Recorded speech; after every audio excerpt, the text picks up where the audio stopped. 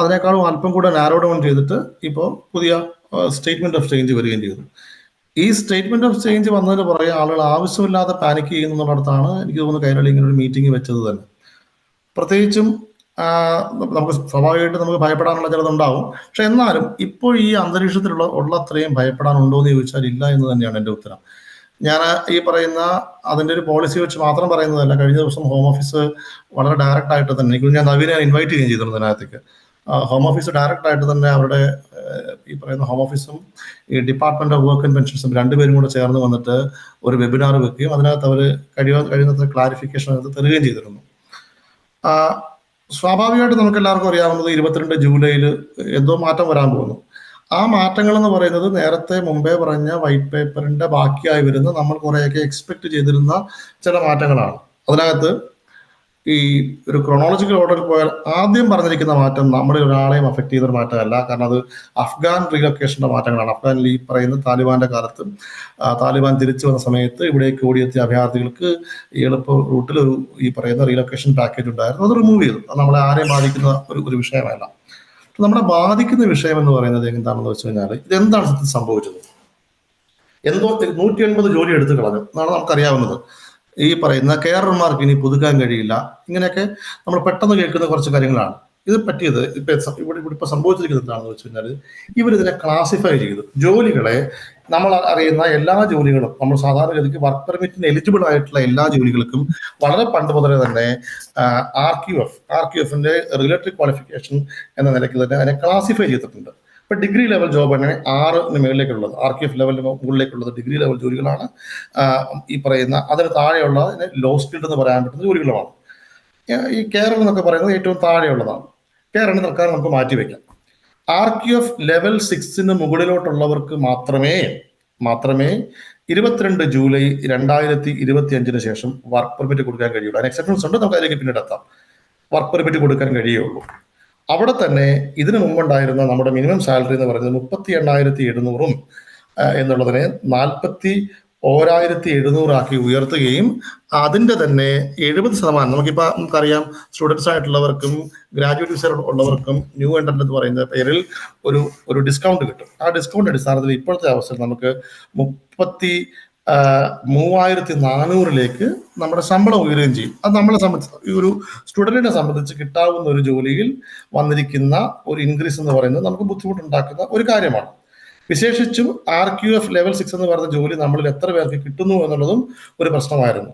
നമ്മൾ ഈ പറയുന്ന നിലവിൽ സ്റ്റുഡൻസ് ആയിരിക്കുന്ന ആളുകൾ പലപ്പോഴും തന്നെ ഒന്നുകിൽ കെയറായിട്ട് മാറുന്നു, അല്ലെങ്കിൽ ഇപ്പൊ റീറ്റെയിൽ ഷോപ്പിലാണെങ്കിൽ റീറ്റെയിൽ സൂപ്പർവൈസർ, അങ്ങനെയുള്ള കുറെ ജോലികളിലൊക്കെ പൊക്കൊണ്ടിരുന്നത്. അത് മാറി RQF ലെവൽ 6 മുകളിലേക്കുള്ള ജോലിക്ക് എയിം ചെയ്യാത്തടത്തോളം കാലം നിങ്ങൾക്ക് UK ഒരു സ്കിൽഡ് വർക്കിലേക്ക് സ്വിച്ച് ചെയ്യാനോ, അങ്ങനെ സ്വിച്ച് ചെയ്താൽ തന്നെ നിങ്ങളുടെ ഡിപ്പെൻഡൻസിനെ കൂടെ കൂട്ടാനോ കഴിയുള്ളൂ. അവിടെയും ഈ പറയുന്ന ഡിഗ്രി ലെവൽ ജോബ് എന്ന് പറഞ്ഞാൽ ഡിഗ്രി പഠിച്ച ഒരാളെന്ന നിലയ്ക്കല്ല, ചില ജോലികളെ ഡിഗ്രി ലെവൽ എന്നാണ് ഇവര് ഈ പറയുന്ന ക്ലാസിഫൈ ചെയ്ത് വെച്ചിരിക്കുന്നത്. ഹാവിങ് സെഡ്സോ അങ്ങനെ പറയുമ്പോൾ തന്നെ ഡിഗ്രി ലെവലിന് താഴെയുള്ള ജോലികൾ, ആ ജോലികളെയും അവർ പൂർണ്ണമായിട്ടും തള്ളിക്കളഞ്ഞിട്ടില്ല. അവിടെയാണ് 180 ജോലികൾ അങ്ങനെ തന്നെ റിമൂവ് ചെയ്തപ്പോൾ പോലും അതിന് പകരമായി ഡിപ്പെൻഡന്റിനെ കൊണ്ടുവരാൻ കഴിയാത്ത, എന്നാൽ UK സ്കിൽഡ് വർക്കിലേക്ക് സ്വിച്ച് ചെയ്യാൻ പറ്റുന്ന 2 ലിസ്റ്റ് പുതുതായി കൊണ്ടുവന്നു. ആ 2 ലിസ്റ്റ്, ഒന്ന് പഴയ ഇമിഗ്രേഷൻ സാലറി ലിസ്റ്റ് എന്ന് പറയുന്ന ഷോർട്ടേജ് ഓക്യുപ്പേഷൻ എന്ന് നമ്മൾ ഈ എളുപ്പത്തിൽ വിളിക്കുന്ന ആ ജോലികൾ അങ്ങനെ തന്നെ തുടരുന്നു. അവിടെയും ഒരു പ്രശ്നമുണ്ട്. ആ ഷോർട്ടേജ് ഓക്യുപ്പേഷനിലാണെങ്കിൽ പോലും നിങ്ങളുടെ ആ ജോലിയുടെ ക്വാളിഫിക്കേഷൻ RQF ലെവൽ 6 താഴെയാണ് എന്നുണ്ടെങ്കിൽ നിങ്ങൾക്ക് ഡിപ്പെൻഡന്റിനെ കൊണ്ടുവരാൻ കഴിയില്ല. 2026 ഡിസംബറിലേക്ക് വരെയെങ്കിലും ഒരു ടെമ്പററി സാലറി ലിസ്റ്റ്, അതും ഈ പറയുന്ന ഷോർട്ടേജ് ഉണ്ടെന്ന് തോന്നിപ്പിക്കുന്ന ചില ജോലികൾ, അവർക്ക് ബോധ്യപ്പെട്ട മാക്കിന്റെ ഈ പറയുന്ന അഡ്വൈസറി പ്രകാരം ഷോർട്ടേജ് ആണെന്ന് തോന്നിപ്പിക്കുന്ന ഒരു ലിസ്റ്റും കൂടെ തയ്യാറാക്കിയിട്ടുണ്ട്. അതായത് 180 ജോലികൾ RQF ലെവൽ 6 താഴെയുള്ളത് റിമൂവ് ചെയ്തപ്പോൾ പകരമായി 2 ചെറിയ ലിസ്റ്റുകൾ വന്നിട്ടുണ്ട്. പക്ഷെ അൺഫോർച്ചുനേറ്റ്ലി ആ ലിസ്റ്റുകൾ കഴിവ് നമ്മളെ സംബന്ധിച്ചൊരു മൈഗ്രന്റ് പെർസ്പെക്റ്റീവ്, ഞാനൊക്കെ സ്റ്റുഡൻ്റായി വന്ന ഒരാളാണ്, നമ്മളെ സംബന്ധിച്ച് നമുക്കങ്ങനെ സ്വിച്ച് ചെയ്യാൻ പാകത്തിനുള്ള ഒരുപാട് ജോലികൾ അതിനകത്ത് വന്നിട്ടില്ല. പ്രത്യേകിച്ച് നമ്മൾ മലയാളികളെ പോലത്തെ ആളുകൾക്ക് സാധാരണഗതിക്ക് സ്വിച്ച് ചെയ്തിരുന്ന ജോലികൾ പലതും ഈ ISL ഇമിഗ്രേഷൻ സാലറി ലിസ്റ്റിനകത്തും ടെമ്പററി ലിസ്റ്റിലും കടന്നു വന്നിട്ടില്ല. പിന്നെ എല്ലാവരുടെയും എനിക്ക് തോന്നുന്നു $1,000,000 ചോദ്യം എന്ന് പറയുന്നത് കെയർ വിസയ്ക്ക് എന്ത് സംഭവിക്കുന്നില്ല. കെയർ വിസയ്ക്ക് ഒന്നും സംഭവിക്കുന്നില്ല എന്നുള്ളതാണ് ഇതിന്റെ പ്രത്യേകത. സത്യത്തിൽ ഏറ്റവും അധികം പേര് ഫോക്കസ് ചെയ്ത് ഗോസിപ്പ് പറയുന്നത് കെയർ വിസയുമായിട്ട് ബന്ധപ്പെട്ട് തന്നെയാണ്. കാരണം അതിനകത്താണ് പണം വാങ്ങാനുള്ള സാധ്യത ഏറ്റവും അധികം ഉള്ളത്. കെയർ വിസയെ സംബന്ധിച്ച് ആകെ വന്നിരിക്കുന്ന ഒരു വ്യത്യാസം എന്ന് പറയുന്നത് കഴിഞ്ഞ 9 ഏപ്രിലിൽ വന്ന നിയമം അവർ റീട്രേറ്റ് ചെയ്യുക മാത്രമാണ് ചെയ്തിരിക്കുന്നത്. എന്താണത്? നിലവിൽ നിൽക്കുന്ന ആളുകൾക്ക് കെയർ വിസ നിൽക്കുന്ന ആൾക്ക് എങ്ങനെ വേണമെങ്കിലും സ്വിച്ച് ചെയ്യാം. നിലവിൽ കെയർ 6135 36 45 46 എന്നൊക്കെ പറയുന്ന റെസ്പെക്റ്റീവ് കോഡുകളിൽ UK എത്തിയ ആളുകളെ സംബന്ധിച്ച് അവർക്ക് സ്വിച്ച് ചെയ്യുന്നതിന് യാതൊരു തടസ്സവുമില്ല. 2028 വരെയെങ്കിലും അതിന് യാതൊരു തടസ്സവുമില്ല. 2, കെയർ വിസയിൽ നിങ്ങൾ സ്റ്റുഡന്റ് ആവുകയോ മറ്റൊരു സ്റ്റുഡന്റ് ഡിപ്പെൻഡന്റ് ആകുകയോ അല്ലെങ്കിൽ ഗ്രാജുവേറ്റ് വിസ ഹോൾഡർ ആകുകയോ ഗ്രാജുവേറ്റ് വിസ ഹോൾഡർ ഡിപ്പെൻഡന്റ് ആകുകയോ ഒക്കെ ചെയ്യുന്ന ഒരാളെ സംബന്ധിച്ച് അവർ മിനിമം 3 മാസം, അതും ഈ പറയുന്ന 9 ഏപ്രിലിൽ വന്ന റെസ്ട്രിക്ഷൻ ആണ്, അതിപ്പോ ഒന്നും കൂടെ റീട്രേറ്റ് ചെയ്യുന്നുള്ളതേ ഉള്ളൂ. 3 മാസം വർക്ക് ചെയ്തതിന് ശേഷം മാത്രമാണ്. നേരത്തെ അത് ഇംഗ്ലണ്ടിൽ മാത്രമായിരുന്നു ബാധകമെങ്കിൽ അത് UK മുഴുവൻ ആക്കിയിട്ടുണ്ട്. ഒരാളെ സംബന്ധിച്ച് ഒരു കെയറായിട്ട് സ്വിച്ച് ചെയ്യാൻ ഇപ്പോഴും പോസിബിൾ ആണ്. അതിനാകെ ഒരു കണ്ടീഷൻ വന്നിരിക്കുന്നത്, നിങ്ങൾ 3 മാസം അവിടെ വർക്ക് ചെയ്ത് പേ സ്ലിപ്പോട് കൂടി അപ്ലൈ ചെയ്താൽ മാത്രമേ, അല്ലെങ്കിൽ നിങ്ങൾക്ക് സർട്ടിഫിക്കറ്റ് ഓഫ് സ്പോൺസർഷിപ്പ് ഇഷ്യൂ ചെയ്യുമ്പോൾ നിങ്ങൾ അവിടെ 3 മാസം കംപ്ലീറ്റ് ചെയ്തതായിട്ട് പ്രൂവ് ചെയ്താൽ മാത്രമേ നിങ്ങൾക്ക് കെയറുടെ വിസ അനുവദിക്കുകയുള്ളൂ എന്നുള്ള ഒരു ചെറിയ കണ്ടീഷൻ അതിലേക്ക് കൊണ്ടുവന്നു എന്നുള്ള ഒഴിച്ചു നിർത്തിയാൽ നിലവിൽ കെയറായി നിൽക്കുന്നവർക്കോ നിലവിൽ എവിടെയെങ്കിലും കെയർ ഹോമിൽ വർക്ക് ചെയ്യുന്നവരെ സംബന്ധിച്ച് ഒരു ബുദ്ധിമുട്ടില്ല. ആകെ ബുദ്ധിമുട്ട് വരുന്നത് എങ്ങനെയാണെന്ന് വെച്ചാൽ, ഇപ്പൊ ഒരു ഗ്രാജുവേറ്റ് വിസ ഹോൾഡർ ഒരു കെയർ ഹോമിലേക്ക് അയാൾക്ക് ജോലി ഓഫർ ചെയ്ത് മാറി 2 മാസം കഴിയുമ്പോൾ അയാളുടെ വിസ തീരുകയാണെങ്കിൽ 3 മാസം തികയാനില്ലാത്തത് കൊണ്ട് അതൊരു ബുദ്ധിമുട്ട് വരാം. അല്ലെങ്കിൽ കെയർ വിസയിലേക്ക് സ്വിച്ച് ചെയ്യുന്നതിനെ സംബന്ധിച്ച് ഒരു മാറ്റവും നിലവിലുണ്ടായിട്ടില്ല. അത് നിങ്ങൾക്ക് ആരോടും ധൈര്യമായിട്ട് പറയാവുന്നതാണ്. ഈ കൂട്ടത്തിൽ ആരെങ്കിലും അതിന്റെ പേരിൽ ആശങ്കപ്പെടുന്നുണ്ടെങ്കിൽ 100% ഉറപ്പോടുകൂടി പറയാൻ പറ്റും, അതിനകത്ത് യാതൊരു മാറ്റവുമില്ല. ഇനി അതിനകത്ത് ഏതെങ്കിലും വിധത്തിൽ ഒരു റിവ്യൂവിനെ കുറിച്ച് ആലോചിക്കുന്നുണ്ടെങ്കിൽ പോലും അത് 22 ജൂലൈ 2028 വരെ ഉണ്ടാവില്ല. അതായത് നിലവിൽ 2028 ജൂലൈ മാസം വരെ ആളുകളെ സംബന്ധിച്ച് നിങ്ങൾക്ക് കെയറിൽ നിന്ന് നിലവിലുള്ള കെയർ വിസ എക്സ്റ്റെൻഡ് ചെയ്യാനോ സ്വിച്ച് ചെയ്യാനോ അതിൽ നിന്ന് PR പോകാനോ കഴിയും. അതിന് യാതൊരു വിധ തടസ്സങ്ങളും ഉണ്ടാവുന്നില്ല. നമുക്ക് ചുമ്മാ ഒരു കണക്കെടുത്ത് നോക്കാം. ഒരു 2023 24 കിട്ടിയ ഒരാളെ സംബന്ധിച്ച് അവരാണല്ലോ ഇപ്പൊ ആശങ്കപ്പെടുന്നത്. കാരണം അവരെ സംബന്ധിച്ച് അവർ 5 വർഷം തികയുന്നതിന് മുമ്പാണ് 2028 എത്തുക എന്നുള്ളത്. ഈ പറയുന്ന at the end of the transition പീരീഡിലും നിങ്ങൾക്ക് സ്വിച്ച് ചെയ്യാം, നിങ്ങൾക്ക് എക്സ്റ്റെൻഡ് ചെയ്യാം എന്ന് പറയുന്നുണ്ട്. പിന്നെ ഇതിനകത്ത് ഭയപ്പെടേണ്ടത് എന്തെങ്കിലും ഉണ്ടെന്ന് എനിക്ക് തോന്നുന്നുണ്ടെങ്കിൽ, ഈ സ്വിച്ച് ചെയ്യുകയും എക്സ്റ്റെൻഡ് ചെയ്യുകയും ചെയ്യുന്ന കൂട്ടത്തിൽ അവർ പറഞ്ഞു നിങ്ങൾക്ക് സെറ്റിൽമെന്റിലേക്ക് പോകാം. പക്ഷേ അവിടെ വിതിൻ ബ്രാക്കറ്റ്സ് അവരൊരു കാര്യം പറയുന്നുണ്ട്, സബ്ജക്ട് ടു ഫ്യൂച്ചർ കണ്ടീഷൻസ് എന്നുള്ളതാണ്. ഭാവിയിൽ സെറ്റിൽമെന്റുമായി ബന്ധപ്പെട്ട് എന്തോ ചില റെസ്ട്രിക്ഷൻസ് എങ്കിലും കൊണ്ടുവരാൻ ഉദ്ദേശിക്കുന്നത് കൊണ്ടായിരിക്കണമല്ലോ ഈ പറയുന്ന ബാക്കി എല്ലാ കാര്യങ്ങളിലും സ്വാഭാവികമായി നടക്കുമ്പോൾ സെറ്റിൽമെന്റ് ഓപ്ഷനകത്ത് വിത്തിൻ ബ്രാക്കറ്റ്സ് ആ കാലത്തെ നിയമം അനുസരിച്ച് എന്ന് ബ്രാക്കറ്റിൽ പറയുന്നത്. അപ്പൊ അത് മാത്രമാണ് ചെറുതായി ഒന്ന് സ്ലൈറ്റ് നമുക്ക് ഏതെങ്കിലും വിധത്തിൽ ഒരു ചെറിയ ആശങ്ക ഉണ്ടാക്കുന്നത് മാത്രമാണ്. എന്നാൽ ഇപ്പോൾ കേൾക്കുന്നത് പോലെ ഒരു രീതിയിലും 28 വരെ കണ്ണുമടച്ച് ഇതേ വിസ ഇപ്പോൾ തന്നെ പോകുന്നു. ഞാൻ മുമ്പേ പറഞ്ഞ മേൽപ്പറഞ്ഞ ചില ഈ കണ്ടീഷൻസ് കൂടെ ആപ്ലിക്കബിൾ ആണെന്നുള്ളത് മാത്രം കരുതിയാൽ മതി. രണ്ടാമത് ഇപ്പം ഷെഫ് പോലെയുള്ളത് ഏറ്റവും കൂടുതൽ ബുദ്ധിമുട്ട് വരുന്ന സെക്ടർ ഷെഫാണ്. എനിക്ക് നമ്മുടെ കൂട്ടത്തിൽ എത്ര പേര് അതുണ്ടെന്ന് അറിയില്ല. ഷെഫ് അല്ലെങ്കിൽ റീറ്റെയിൽ ഷോപ്പിലൊക്കെ വർക്ക് ചെയ്യുന്നവരെ സംബന്ധിച്ച് അവരെ സംബന്ധിച്ചും 22 ശേഷവും നിങ്ങളുടെ സ്വിച്ചിങ് പോസിബിൾ ആണ്. 22 ശേഷം പുതുതായി ഒരാൾക്ക് ഷെഫ് ആവാൻ കഴിയില്ല. 22 ജൂലൈ നമ്മുടെ 25 ഈ മാസം ഈ 22-ാം തീയതിക്ക് ശേഷം പുതുതായി ഒരാൾക്ക് ഷെഫ് ആവാൻ കഴിയില്ല. പുതുതായി ഒരാൾക്ക് റീറ്റെയിൽ സൂപ്പർവൈസർ ആവാനോ ഈ പറയുന്ന റെസ്റ്റോറൻറ്റ് മാനേജർ ആവാനോ കഴിയില്ലെങ്കിലും അതിന് മുമ്പത്തെ നിയമത്തിൽ കിട്ടിയ ഒരാളെ സംബന്ധിച്ച് ആകെ വന്നിരിക്കുന്ന വ്യത്യാസം അതിന്റെ മിനിമം 2024 മുമ്പത്തെ നിയമപ്രകാരം കിട്ടിയവരെ സംബന്ധിച്ചാണെങ്കിൽ അതിന്റെ ത്രെഷോൾഡ് 29,000 ആയിരുന്നെങ്കിൽ അത് 31,300 മറ്റുമായിട്ട് ചെറുതായിട്ട് ഉയർത്തിയിട്ടുണ്ട്. ഈ കാലത്തിനനുസരിച്ചുള്ള ഒരു ശമ്പള പരിഷ്കരണം മാത്രമാണ് അതിൽ വന്നിരിക്കുന്നത്. അവരെ സംബന്ധിച്ചും നിലവിൽ അങ്ങനെ വിസയിൽ നിൽക്കുന്നവരെ സംബന്ധിച്ചും പുതിയ നിയമങ്ങൾ ഒരു രീതിയിലും അഫക്റ്റ് ചെയ്യുന്നില്ല.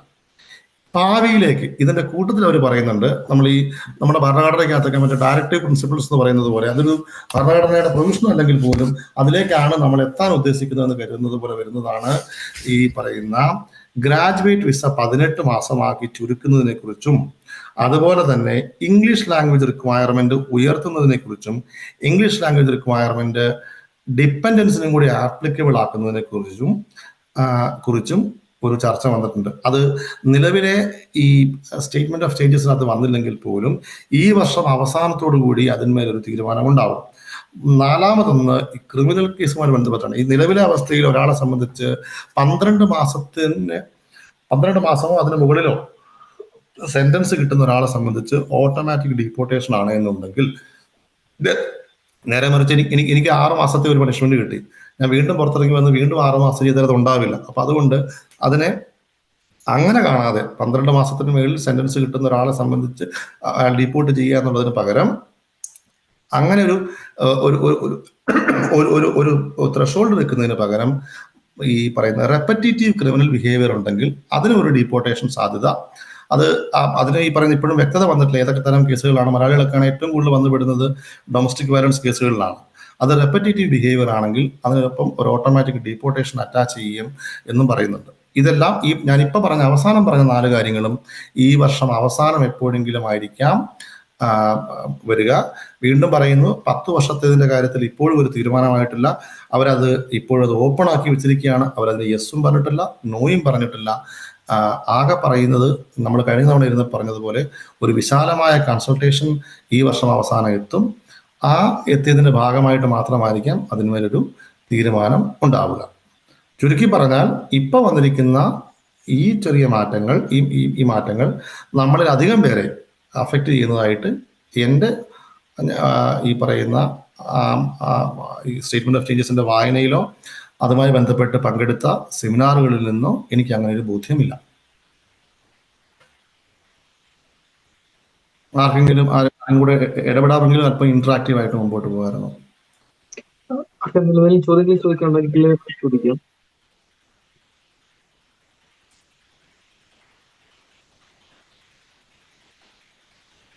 ഹലോ പറഞ്ഞോളൂ സാർ, ഞാനൊരു സംശയം ചോദിച്ചോട്ടെ. എന്റെ വിസ 2022 ഞാൻ എടുത്തത് സീനിയർ കെയർ വിസ. അപ്പൊ എന്റെ സാലറി നമ്മുടെ മിനിമം വേജ് സാലറി ആയിരുന്നു. പക്ഷെ ഓൺ ഗോയിങ് റേറ്റ് കൂടുന്നതനുസരിച്ച് എന്റെ സാലറി എന്റെ എംപ്ലോയർ അങ്ങനെ കൂട്ടിയില്ല, മിനിമം വേജിൽ തന്നെ പോയി.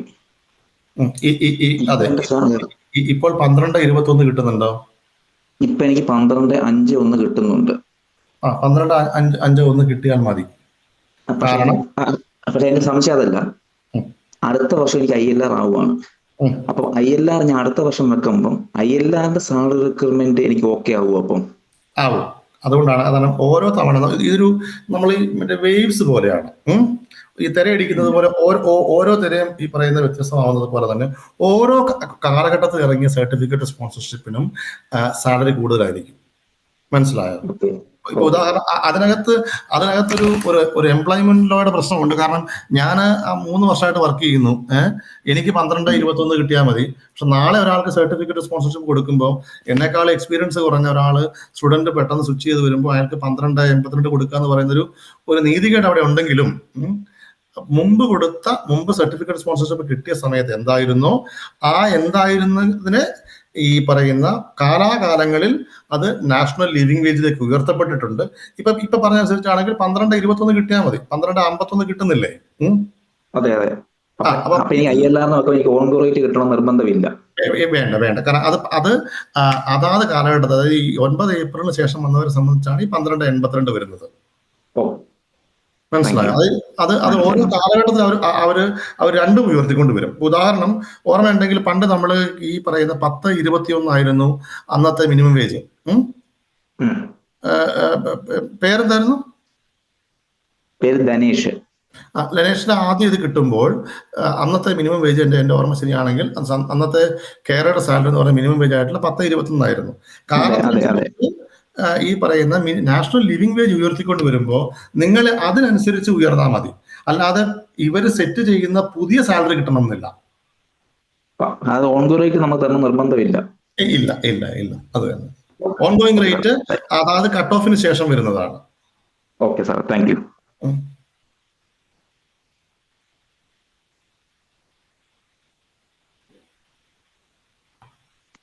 ആർക്കെങ്കിലും വേറെ എന്തെങ്കിലും ചോദ്യങ്ങൾ ഉണ്ടെങ്കിൽ ചോദിക്കാം.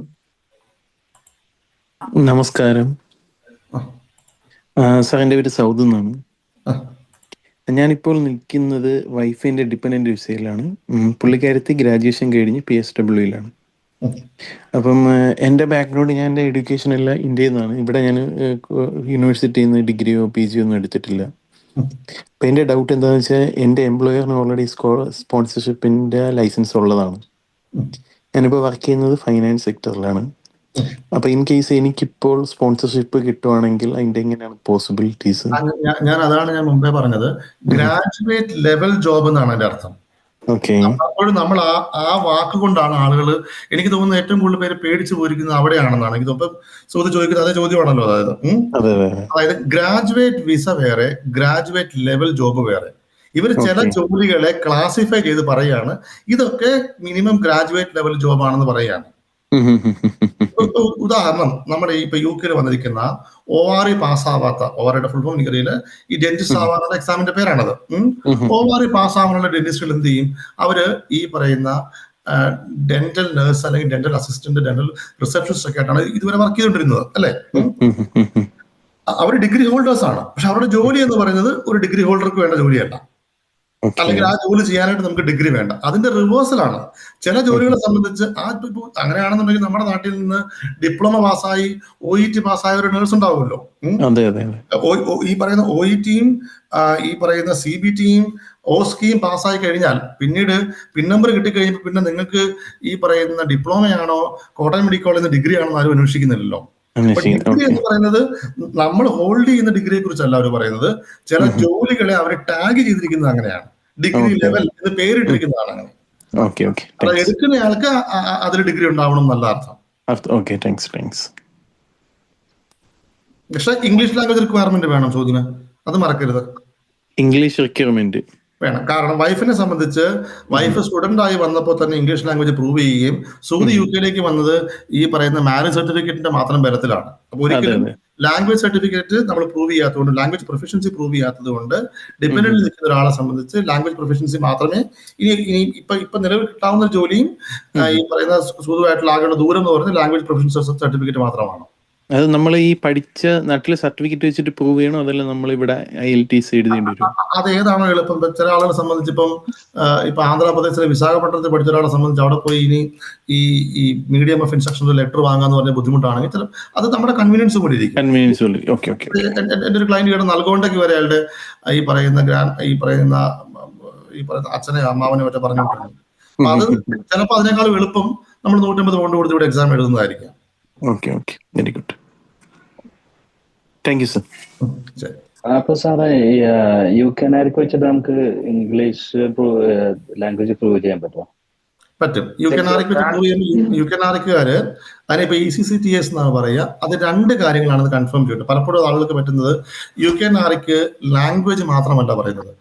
എന്റെ ഡിഗ്രി, ഞാൻ കേരളത്തിൽ ഉദാഹരണം, ഞാൻ MG യൂണിവേഴ്സിറ്റിയിൽ നിന്ന് ഞാൻ ഈ പറയുന്ന BCom പഠിച്ച ഒരാളാണെങ്കിൽ UK 2 കാര്യങ്ങൾ സർട്ടിഫൈ ചെയ്യും. എന്താണ്?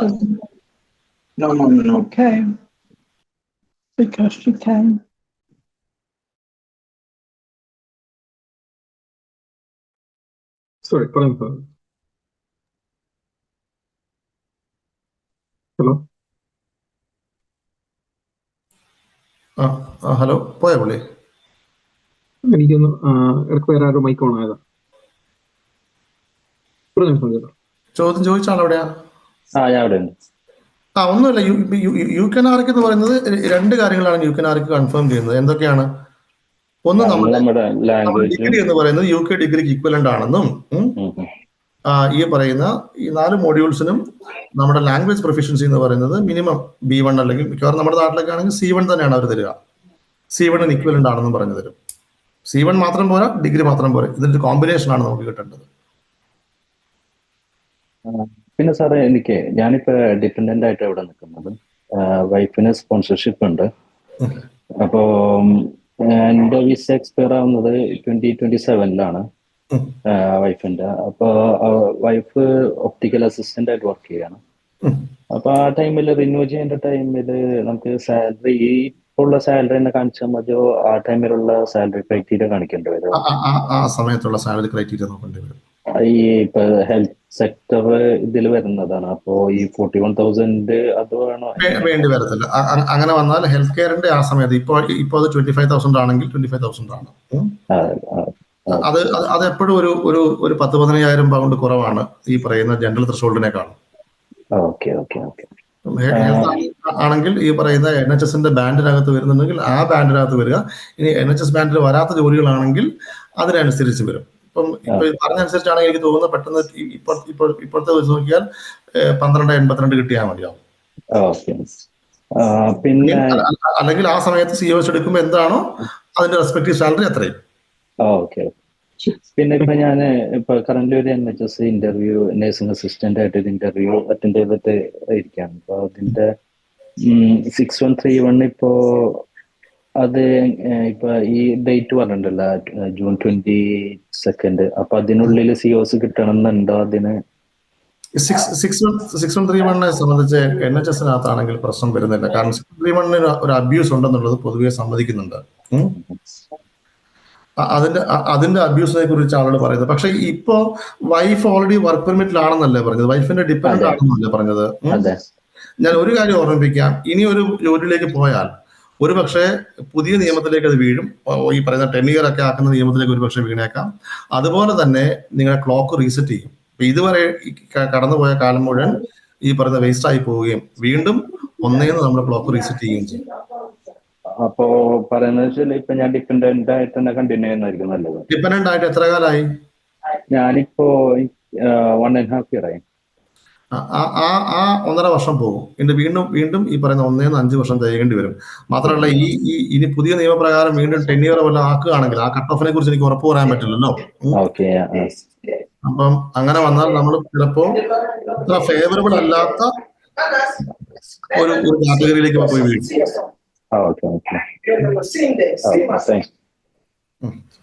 സർ 6131 ജോബ് കോഡിനെ പറ്റി ഒന്ന് പറയാൻ പറ്റുമോ സർ?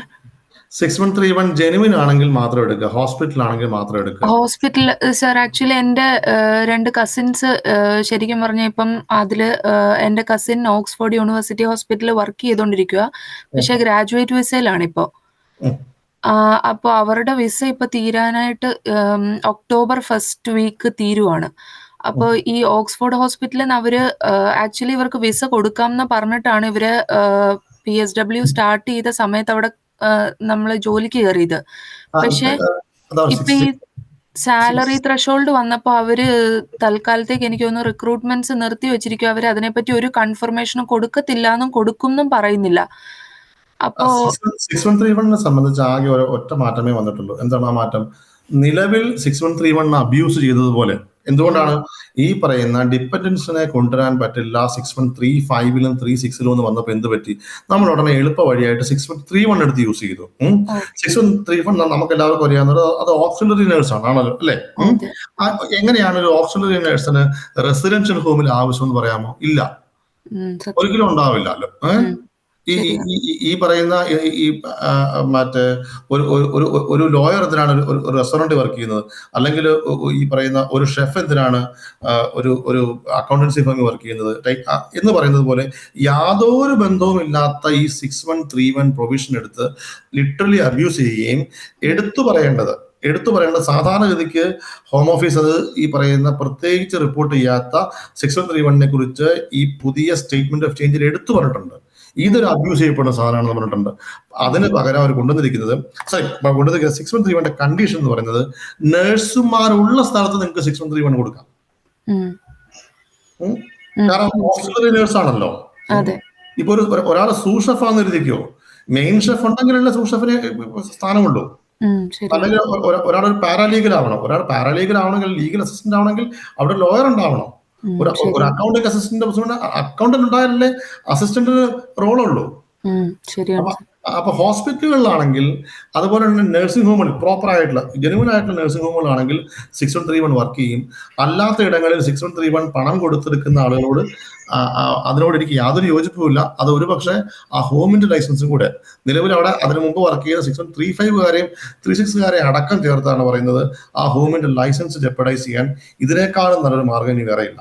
6131 ജെനുവൻ ആണെങ്കിൽ, ഹോസ്പിറ്റലാണെങ്കിൽ, നഴ്സിംഗ് ഹോം ആണെങ്കിൽ, നേഴ്സിനൊപ്പം വർക്ക് ചെയ്യുകയാണെങ്കിൽ മാത്രം എടുക്കുക എന്നുള്ളത് ഞാൻ വളരെ സ്ട്രിക്റ്റ് ആയി പറയുന്ന അഡ്വൈസ് ആണത്. സർ, അപ്പം ഇവർക്ക് ഈ പറയുന്ന പോലെ 22 ജൂലൈ കഴിഞ്ഞ് കഴിഞ്ഞാൽ ഡിപ്പെൻഡൻസ് അലൗഡ് ആണോ? NHS-ലാണ് വർക്ക് ചെയ്യുന്നതെങ്കിൽ NHS എന്നൊരു കാറ്റഗറി ഇല്ല, അതാണ് എൻ്റെ പ്രത്യേകത. NHS ആയതുകൊണ്ട് അങ്ങോട്ട് വ്യത്യാസം വരുന്നില്ല. ഓക്കെ. ഇപ്പം ഈ 1282 വെച്ചിട്ട് അവരോട് COS ഇഷ്യൂ ചെയ്യാൻ പറഞ്ഞോളൂ. എന്തിനാ വെയിറ്റ് ചെയ്യുന്നത്? അവരോട് നമ്മൾ കുറേ നാളായിട്ട് ഇപ്പം റിക്വസ്റ്റ് അയച്ചുകൊണ്ടിരിക്കുക. പക്ഷെ അവര് ഒരു റെസ്പോൺസ് തരുന്നില്ല. വിസ കൊടുക്കാമെന്നും പറയുന്നില്ല, കൊടുക്കുന്നില്ല എന്നും പറയുന്നില്ല. അങ്ങനെ ഒരു സിറ്റുവേഷനിലിരിക്കും. ഇപ്പൊ ഒരു 1 ഇയറിന് മുകളിലായിട്ട് അവിടെ വർക്ക് ചെയ്തുകൊണ്ടിരിക്കുക. PSW ടൈം സ്റ്റാർട്ട് ചെയ്തപ്പം അവിടെ വർക്ക് ചെയ്യാൻ സ്റ്റാർട്ട് ചെയ്തത്. അപ്പൊ അവര് വിസ കൊടുക്കാമെന്ന് അവര് മെയിലില് കൺഫേം ചെയ്ത കൺഫർമേഷൻ എല്ലാം കയ്യിലുണ്ട്. പക്ഷെ ഇപ്പൊ സാലറി മാറിയപ്പോ അവരൊന്നും ഒരു കൺഫർമേഷനും പറയുന്നില്ല. ഇല്ലാന്ന് പറയുമായിരുന്നെങ്കിൽ നേരത്തെ അവർക്ക് മാറായിരുന്നു. പക്ഷെ ഇപ്പൊ അവര് ഈ ഒരു സിറ്റുവേഷനിൽ ഇപ്പൊ 3 മന്ത്സ് നമ്മളൊരു എംപ്ലോയറുടെ കീഴിൽ വർക്ക് ചെയ്യണമല്ലോ സ്വിച്ച് ചെയ്യാൻ. അത് 6131 സംബന്ധിച്ച ഇതൊന്നും ആപ്ലിക്കബിൾ അല്ല. അതൊന്നും ഈ പറയുന്ന പ്രശ്നമേ വരുന്നില്ല. 6131 ആകെ ഒരു കണ്ടീഷൻ എന്ന് പറയുന്നത് ഇത് മാത്രമാണ്. ഇപ്പോൾ ഓക്കെ, നേഴ്സ് ഉണ്ടായിരിക്കണം എന്ന് മാത്രമേ ഉള്ളൂ. നേഴ്സ് ഉണ്ടായിരിക്കണം, അതിന്റെ എൻവയോൺമെന്റ് ജെനുവിൻ ആയിരിക്കണം എന്നുള്ളതാണ്. ഓക്കെ. അപ്പൊ സാർ, ഇപ്പൊ ഇവർക്ക് ഇപ്പൊ പെട്ടെന്ന് ഇവരിപ്പോ ഹോസ്പിറ്റലിൽ നിന്ന് COS കൊടുക്കത്തില്ല എന്ന് ഇൻ കേസ് പറയുവാണെങ്കിൽ നമുക്ക് എന്തെങ്കിലും ഒരു എക്സ്റ്റൻഷന് പോസിബിൾ ആണോ സാർ? ഇപ്പൊ അവരുടെ വിസ തീരുമ്പം ഇതുപോലെ വേറൊരു ഇപ്പൊ ഈവൻ കെയർ ഹോമിലോ അല്ലെങ്കിൽ എന്തെങ്കിലും ഒരു എന്നൊരു വിസ ഉണ്ട്. October 4th 5th ആ ടൈമിൽ തീരുവാണ്. അപ്പൊ 3 മന്ത്സ് ഇല്ല ഇപ്പൊ വേറെ എവിടേക്കെങ്കിലും മാറാനാണെങ്കിലും. ഇവര് ഒത്തിരി ഇപ്പൊ ഈവൻ യൂണിയൻ വഴിയൊക്കെ ഒരുപാട് കോണ്ടാക്ട് ചെയ്ത് നോക്കി. പക്ഷെ അവരൊരു റെസ്പോൺസും തരുന്നില്ല. ഇല്ലാന്ന് പറയുമായിരുന്നെങ്കിൽ അവർക്ക് അവിടുന്ന് October 4th എന്ന് പറയുമ്പോൾ തന്നെ മോളെ ഇനിയിപ്പോ നമുക്ക് നമ്മളെ സംബന്ധിച്ച് 90 ദിവസം താഴെയല്ലേ ഉള്ളൂ, 80 ദിവസമേ ഉള്ളൂ. ഇനി ഏതെങ്കിലും എംപ്ലോയർ അടുത്ത് ജോയിൻ ചെയ്ത് പറ്റുമോ എന്ന് ചോദിച്ചാൽ അത് പറ്റും. അത് ഈ പറയുന്ന ഫീ വേവറും അത് കഴിഞ്ഞിട്ട് FLR-ഉം ഒക്കെ ഇട്ട് അതിനെ ഈ പറഞ്ഞ ഒരു ഇലാസ്റ്റിസിറ്റി കൊണ്ടുവന്ന് ഒരു 2-3 മാസം കൂടെ വലിച്ചു നീട്ടി അങ്ങനെ 90 ദിവസം കടന്ന് ഡൂവബിൾ ആണെന്ന് വെച്ചാൽ ഡൂവബിൾ ആണ്. പക്ഷെ അത് അഡ്വൈസബിൾ അല്ല. പിന്നെ നമുക്ക് മറ്റു നിവൃത്തിയില്ലെങ്കിൽ അങ്ങനെ ചെയ്യാന്നുള്ളതേ ഉള്ളൂ. പക്ഷെ ഡിപ്പെൻഡൻസിന് ഈവൻ അവരിപ്പോ സ്പോൺസർഷിപ്പ് തരാമെന്ന് പറഞ്ഞാൽ COS തരാമെന്ന് പറഞ്ഞാൽ ഡിപ്പെൻഡൻസിന് പ്രോബ്ലം വരത്തില്ല ജൂലൈ 22 കഴിഞ്ഞാലും? ഇല്ല ഇപ്പൊ ആസ് ഓഫ് നൗ ഇല്ല. Okay sir, thank you sir. Thank U. ഇത് ഒന്നുകൂടി ഹാൻഡ് റൈസ് ചെയ്തു ഒരു ജെഫ്സിൻ പറഞ്ഞു.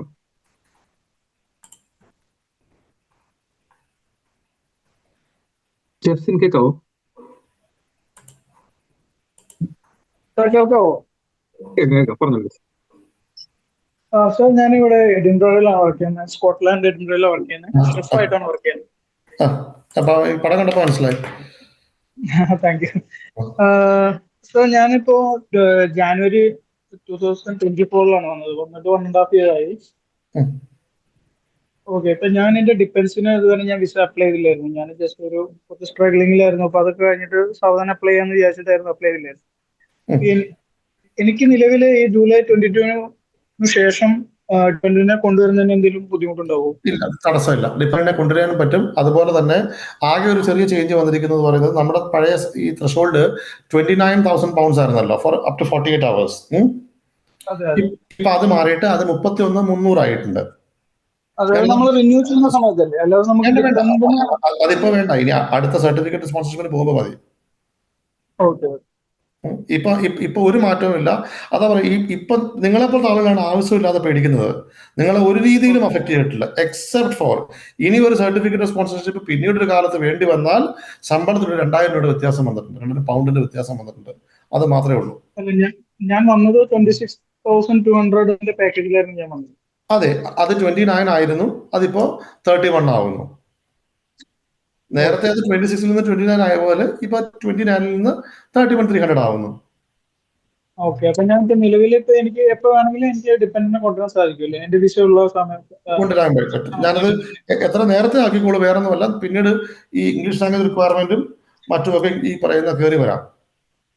Okay sir, okay. പിന്നെ 10 ഇയറിന് ഒരു കട്ട് ഓഫ് വന്നാൽ അത് നമുക്ക് ഉറപ്പ് പറയാൻ വഴിയില്ലല്ലോ. ഇന്ന ദിവസത്തിന് ശേഷം വരുന്നവർക്ക് 10 ഇയേഴ്സ് പറഞ്ഞു പോയാൽ ബുദ്ധിമുട്ടായിപ്പോൾ. പ്രത്യേകിച്ചും ഷെഫ് ആയതുകൊണ്ടാണ് പറയുന്നത്. കാരണം കെയറോ സീനിയർ കെയറോ നഴ്സോ ആയിരുന്നെങ്കിൽ നമുക്ക് 304 പൗണ്ട് അടച്ചാൽ മതി. Okay, okay. ഇത് സ്കിൽ സർചാർജ് അതെ, കുറച്ച് എമൗണ്ട് കൂടുതലാണ്. അതെ, എമൗണ്ട് കൂടുതൽ വരും. സ്കിൽ സർചാർജ് കൂടെ വരുമ്പോൾ നമ്മൾ എങ്ങാനും 10 ഇയറിലേക്ക് പോയാൽ അതെ, അതെ, അതെ. ഇവിടെ പണിയെടുക്കുന്ന പൈസ കൂടെ ഹോം ഓഫീസിന്റെ ഫീസ് അടയ്ക്കാനേ ഉണ്ടാവത്തുള്ളൂ. അതെ, അതൊരു സത്യമായിട്ടുള്ള കാര്യമാണ്. പ്രത്യേകിച്ചും ഷെഫിന്. അതെ. Okay, thank you sir. അതായിരുന്നു എന്റെ main. Thank you. Gel cube എന്നാണ് കിടക്കുന്നത് പേര്. അതെ. Hello, hi. കേൾക്കാൻ പറ്റോ? കേൾക്കാം. ഞങ്ങൾ ഇവിടെ UK വന്നിട്ട് ഞാൻ എൻ്റെ വൈഫിന് ഡിപ്പെൻഡൻ്റ് ആയിട്ട് ഇവിടെ ഉണ്ട് വർക്ക് ചെയ്യണം. വൈഫിന് 2023 ഒക്ടോബറിലാണ് COS കിട്ടിയത്. COS എക്സ്പയർ ഞങ്ങളുടെ വിസ റിന്യൂവൽ തന്നെ October 30th ആണ്.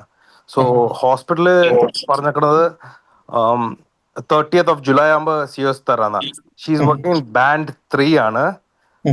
അപ്പൊ ബാൻഡ് 3 26 സംതിങ് ആണ് ഇപ്പൊ സാലറി. 26,583 ഇപ്പൊ സാലറി തന്നെ. അപ്പൊ റിന്യൂവൽ പ്രശ്നം ഉണ്ടാവില്ലെന്ന് അറിയാം. പക്ഷെ ഡിപ്പെൻഡൻസിന് അപ്പൊ സാലറി ആ സെയിം സാലറിയിൽ റിന്യൂ ചെയ്ത് പോകാൻ പറ്റുമോ? കുഴപ്പമില്ല. പക്ഷെ എന്റെ ഒരു കൺഫ്യൂഷൻ വരുന്നത് ബാൻഡ് ത്രീയിൽ വന്നിട്ട് പിന്നീട് നമ്മൾ ഈ ഓസ്കിയും പിൻ നമ്പറും ഒക്കെ എടുത്തോ? ഇല്ല, ഇപ്പൊ HCPC ബാൻഡ് 3 ലാബ് അസിസ്റ്റന്റ് ആണ്. കാരണം അപ്പൊ HCPC രജിസ്ട്രേഷൻ പ്രോസസ്സ് നടക്കുന്നുണ്ട്. അറ്റ് ദ സെയിം ടൈം വേറൊരു ഇതിലോട്ട് ഇപ്പൊ വേറെ ബാൻഡ് 5ലോട്ട് അത് മാറാൻ നോക്കുന്നുണ്ട്. ബാൻഡ് 4ലോട്ട് മാറിക്കഴിഞ്ഞാൽ ഞങ്ങളുടെ COSന് എഫക്റ്റ് ചെയ്യോ, ഞങ്ങളുടെ ടൈം പിഡ് എഫക്റ്റ് ചെയ്യോ, സ്പോൺസർ മാറാൻ പറ്റുമോ, സ്പോൺസേഴ്സ് മാറാൻ പറ്റുമോ?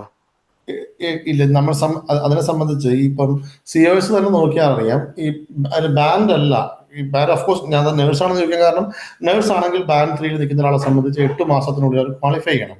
നമ്മൾ പലപ്പോഴും അത് വിട്ടുപോകാറുണ്ട്. പക്ഷെ നേഴ്സ് അല്ലാത്ത സ്ഥിതിക്ക് ഈ നിങ്ങളുടെ സാലറി റിക്വയർമെന്റ് ഒന്നും ബാധകമല്ല. അതാ നമ്മുടെ ജോബ് കോഡ് മാത്രമാണ് എടുക്കുക. ഏതാ ജോബ് കോഡ്? ഏതാണ്? 3,111 ആണ്. അത് കണ്ടിന്യൂ ചെയ്ത് വെക്കോളൂ. അപ്പൊ അത് കഴിഞ്ഞ് ഇപ്പൊ ബാൻഡ് 4ലോട്ട് മാറുമ്പോ പിന്നെ പുതിയ COS വേറെ എംപ്ലോയറിനാകുമ്പോഴത്തേക്കും ഈ റൂൾസ് ഒക്കെ ഞങ്ങൾക്ക് ബാധകമായിട്ട് വരുമോ? ഇല്ല. അതാ പറയാം, നിലവിൽ നിൽക്കുന്നവർക്ക് എക്സ്റ്റൻഷനും സ്വിച്ചിങ്ങും രണ്ടും ഒരേപോലെയാണ്. ഓക്കെ. കാരണം ഓക്കെ. പിന്നെ അപ്പൊ 22nd കഴിഞ്ഞ് ഞങ്ങൾക്ക് 30th COS തരും. അപ്പൊ ഞങ്ങൾക്ക് ഡിപ്പെൻഡൻസും ആയിരിക്കും പ്രശ്നമില്ല, സെയിം സാലറി. നിങ്ങൾ ഓൾറെഡി ഇവിടെ നിൽക്കുന്നവരായതുകൊണ്ടും ഇതിനെ സത്യത്തിൽ ഈ പറയുന്ന ഒരു ലീഗൽ പ്രിൻസിപ്പിൾ റിവോൾവിംഗ് ഡോർ എന്ന് പറയും. നമുക്ക് ഒരു ഡോറിലൂടെ കിട്ടിയ ഒരു റൈറ്റിനെ വേറെ ഡോർ വഴി എടുത്തുകൊണ്ട് പോകാൻ കഴിയില്ല. ഞാൻ ട്രാൻസിഷണൽ വായിച്ചിട്ടുണ്ടായിരുന്നു. പക്ഷെ എല്ലാം കഴിയുമ്പോൾ അവസാനം ഇവർ കൊണ്ടുവന്നിട്ട് എല്ലാം കഴിഞ്ഞിട്ട് അവസാനം പിന്നെ പറയണേ ഫാമിലി ഡിപ്പെൻഡൻസ് വേണമെങ്കിൽ 41,750 വേണമെന്ന്. അത് ജനറൽ ത്രെഷോൾഡിലെ പുതിയ ആളുകൾക്കല്ലേ. ഓക്കെ. പിന്നെ അതേപോലെ എനിക്ക് വേറൊരു കാര്യം കൂടി ചോദിക്കേണ്ടത്, എനിക്കിപ്പോ ഞാൻ വർക്ക് ചെയ്യണ ഫേം എനിക്ക് സ്പോൺസർഷിപ്പ് തരാന്ന് പറഞ്ഞിട്ടുണ്ട്. പക്ഷെ അവര് നോക്കിയപ്പോ പറയണ എഞ്ചിനീയറിംഗ് നോട്ട് ക്ലാസിഫൈഡ് എനിവെയർ എന്ന് പറഞ്ഞ കോഡിലെ എന്റെ തന്നെ ദാറ്റ് ഇസ് 52,800. അപ്പൊ എനിക്ക് 41,700 ആ സാലറി ഉണ്ടെങ്കിൽ സ്പോൺസർഷിപ്പ് തരാൻ പറ്റുമോ? അല്ലെങ്കിൽ ആ കോഡ് വെച്ചുള്ളത് വേണം മീറ്റണോ? അത് വേണം. കാരണം ഗോയിങ് റേറ്റ് അല്ലെങ്കിൽ മിനിമം അതിനകത്ത് വിച്ചെവർ ഇസ് ഹയർ ആണത്. കാരണം 41,700 ഓക്കെ, എനിക്ക് അത് ഹൈക്ക് ചെയ്യാം. 37 230 47 ആക്കാന്ന് പറഞ്ഞു. പക്ഷെ അപ്പൊ അവര് സ്പോൺസർഷിപ്പിന് ചെക്ക് ചെയ്യുമ്പോ ഇപ്പൊ 52 സംതിങ് ആണ് പറയണേ ആ ഒരു ജോബ് കോഡിന്. ഏതായാലും ഇപ്പൊ 3 വർഷം ആയില്ലേ സ്കിൽഡ് വർക്കറില്. Yeah. ഞാൻ തൊട്ട് മുമ്പ് ആരോടോ പറഞ്ഞ അതേ ഇത് ആപ്ലിക്കബിൾ ആണ്.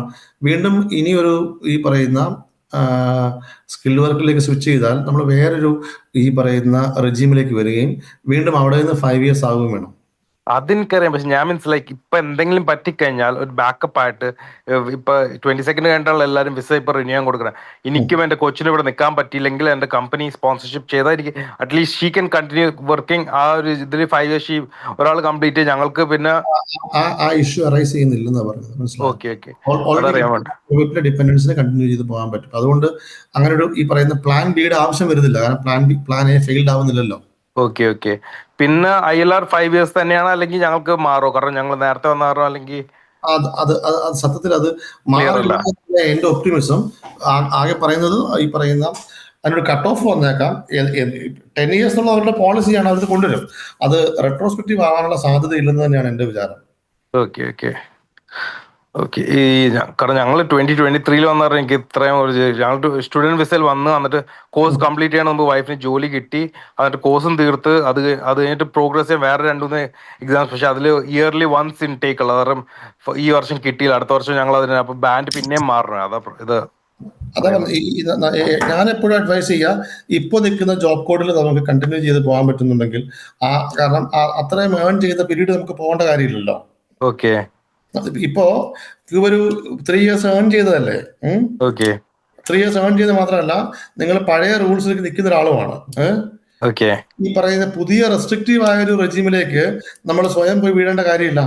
പഴയ റൂൾസ് ലിബറൽ ആണെന്ന് എന്നെക്കാളും നന്നായിട്ട് ഇവന് അറിയാം. അതിൽ തന്നെ കണ്ടിന്യൂ ചെയ്ത് മുമ്പോട്ട് പോകുന്നതായിരിക്കും നമുക്ക് സേഫ്. Okay okay. അതറിയാൻ വേണ്ടിയായിരുന്നു എനിക്ക് ആ ഒരു കൺഫ്യൂഷൻ. അത് ഞാൻ ഇപ്പൊ കമ്പനി സോളിസിറ്റേഴ്സ് അവർ ആരെങ്കിലും അറേഞ്ച് ചെയ്യണോ, പക്ഷെ അവർ പിന്നെ ത്രഷോൾഡ് 52,700 ആയപ്പോഴത്തേക്ക് അവർ ബാക്ക് ഡൗൺ.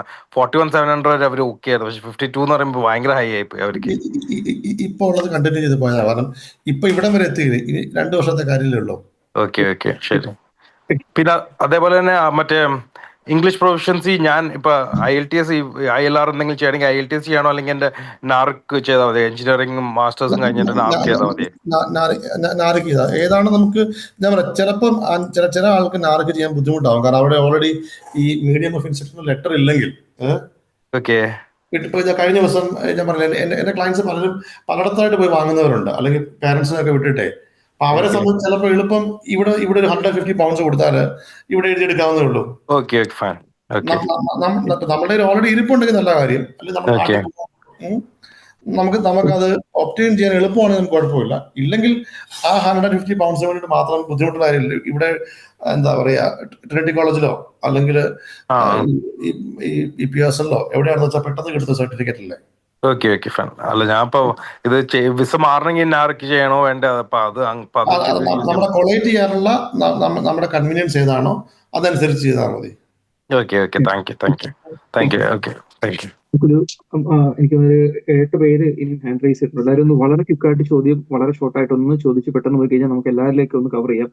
നമുക്കിനി വളരെ കുറച്ച് സമയമാണ് ബാക്കിയുള്ളത്. പെട്ടെന്ന് നമുക്ക് ഓരോരുത്തരിലേക്ക് പോവാം. Next hand Bindu. Good evening sir. Sir, ഞാനിപ്പം സീനിയർ കെയർ ആയിട്ടാണ് വർക്ക് ചെയ്യുന്നത്. അപ്പം 3 ഇയർ വിസയായിരുന്നു. അപ്പം ഈ ഒക്ടോബർ ആകുമ്പം 2 ഇയർ ആകും. പക്ഷെ എൻ്റെ മോൾ അപ്പം 18 ആകും. അപ്പം എനിക്ക് വിസ റിന്യൂ ചെയ്യുമ്പം മോക്ക് റിന്യൂ ചെയ്യുന്നതിന് വല്ല ബുദ്ധിമുട്ടുണ്ടാകുമോ? മോൾക്ക് ബുദ്ധിമുട്ടുണ്ടാകുമല്ലോ. ഞാനത് 2 കാര്യങ്ങൾ ഞാൻ അഡ്വൈസ് ചെയ്യും. അത് ഒന്ന്, മോള് ഇപ്പൊ നിങ്ങൾ നേരിടാൻ പോകുന്ന പ്രശ്നം എന്ന് പറയുന്നത്, കുറച്ചുകൂടെ കഴിയുമ്പോൾ മോള് ജോലിക്ക് പോകണമല്ലോ. ഓക്കെ. ബിന്ദു വന്നിട്ട് 2 വർഷമല്ലേ ആയുള്ളൂ അല്ലേ? 2 വർഷം. ഞാൻ നവംബർ 23 വന്നു. അപ്പം ഈ പറയുന്ന മോൾക്ക് 21 വയസ്സാകുമ്പോഴേ നമ്മൾ ഇപ്പോഴത്തെ നിയമപ്രകാരം പോലും നമ്മൾ ഈ പറയുന്ന ILRലേക്ക് എത്തത്തുള്ളൂ. 18 വയസ്സ് മുതൽ ഈ പറയുന്ന 21 വയസ്സ് വരെ മോൾ എവിടെ വർക്ക് ചെയ്യുന്നത്? കാരണം പ്രത്യേകിച്ച് മറ്റേ ഇന്റർനാഷണൽ സ്റ്റുഡന്റ് അല്ലാത്തതുകൊണ്ട് പഠിക്കാൻ പോകാനായിട്ട് നമുക്ക് ബുദ്ധിമുട്ട് വരും.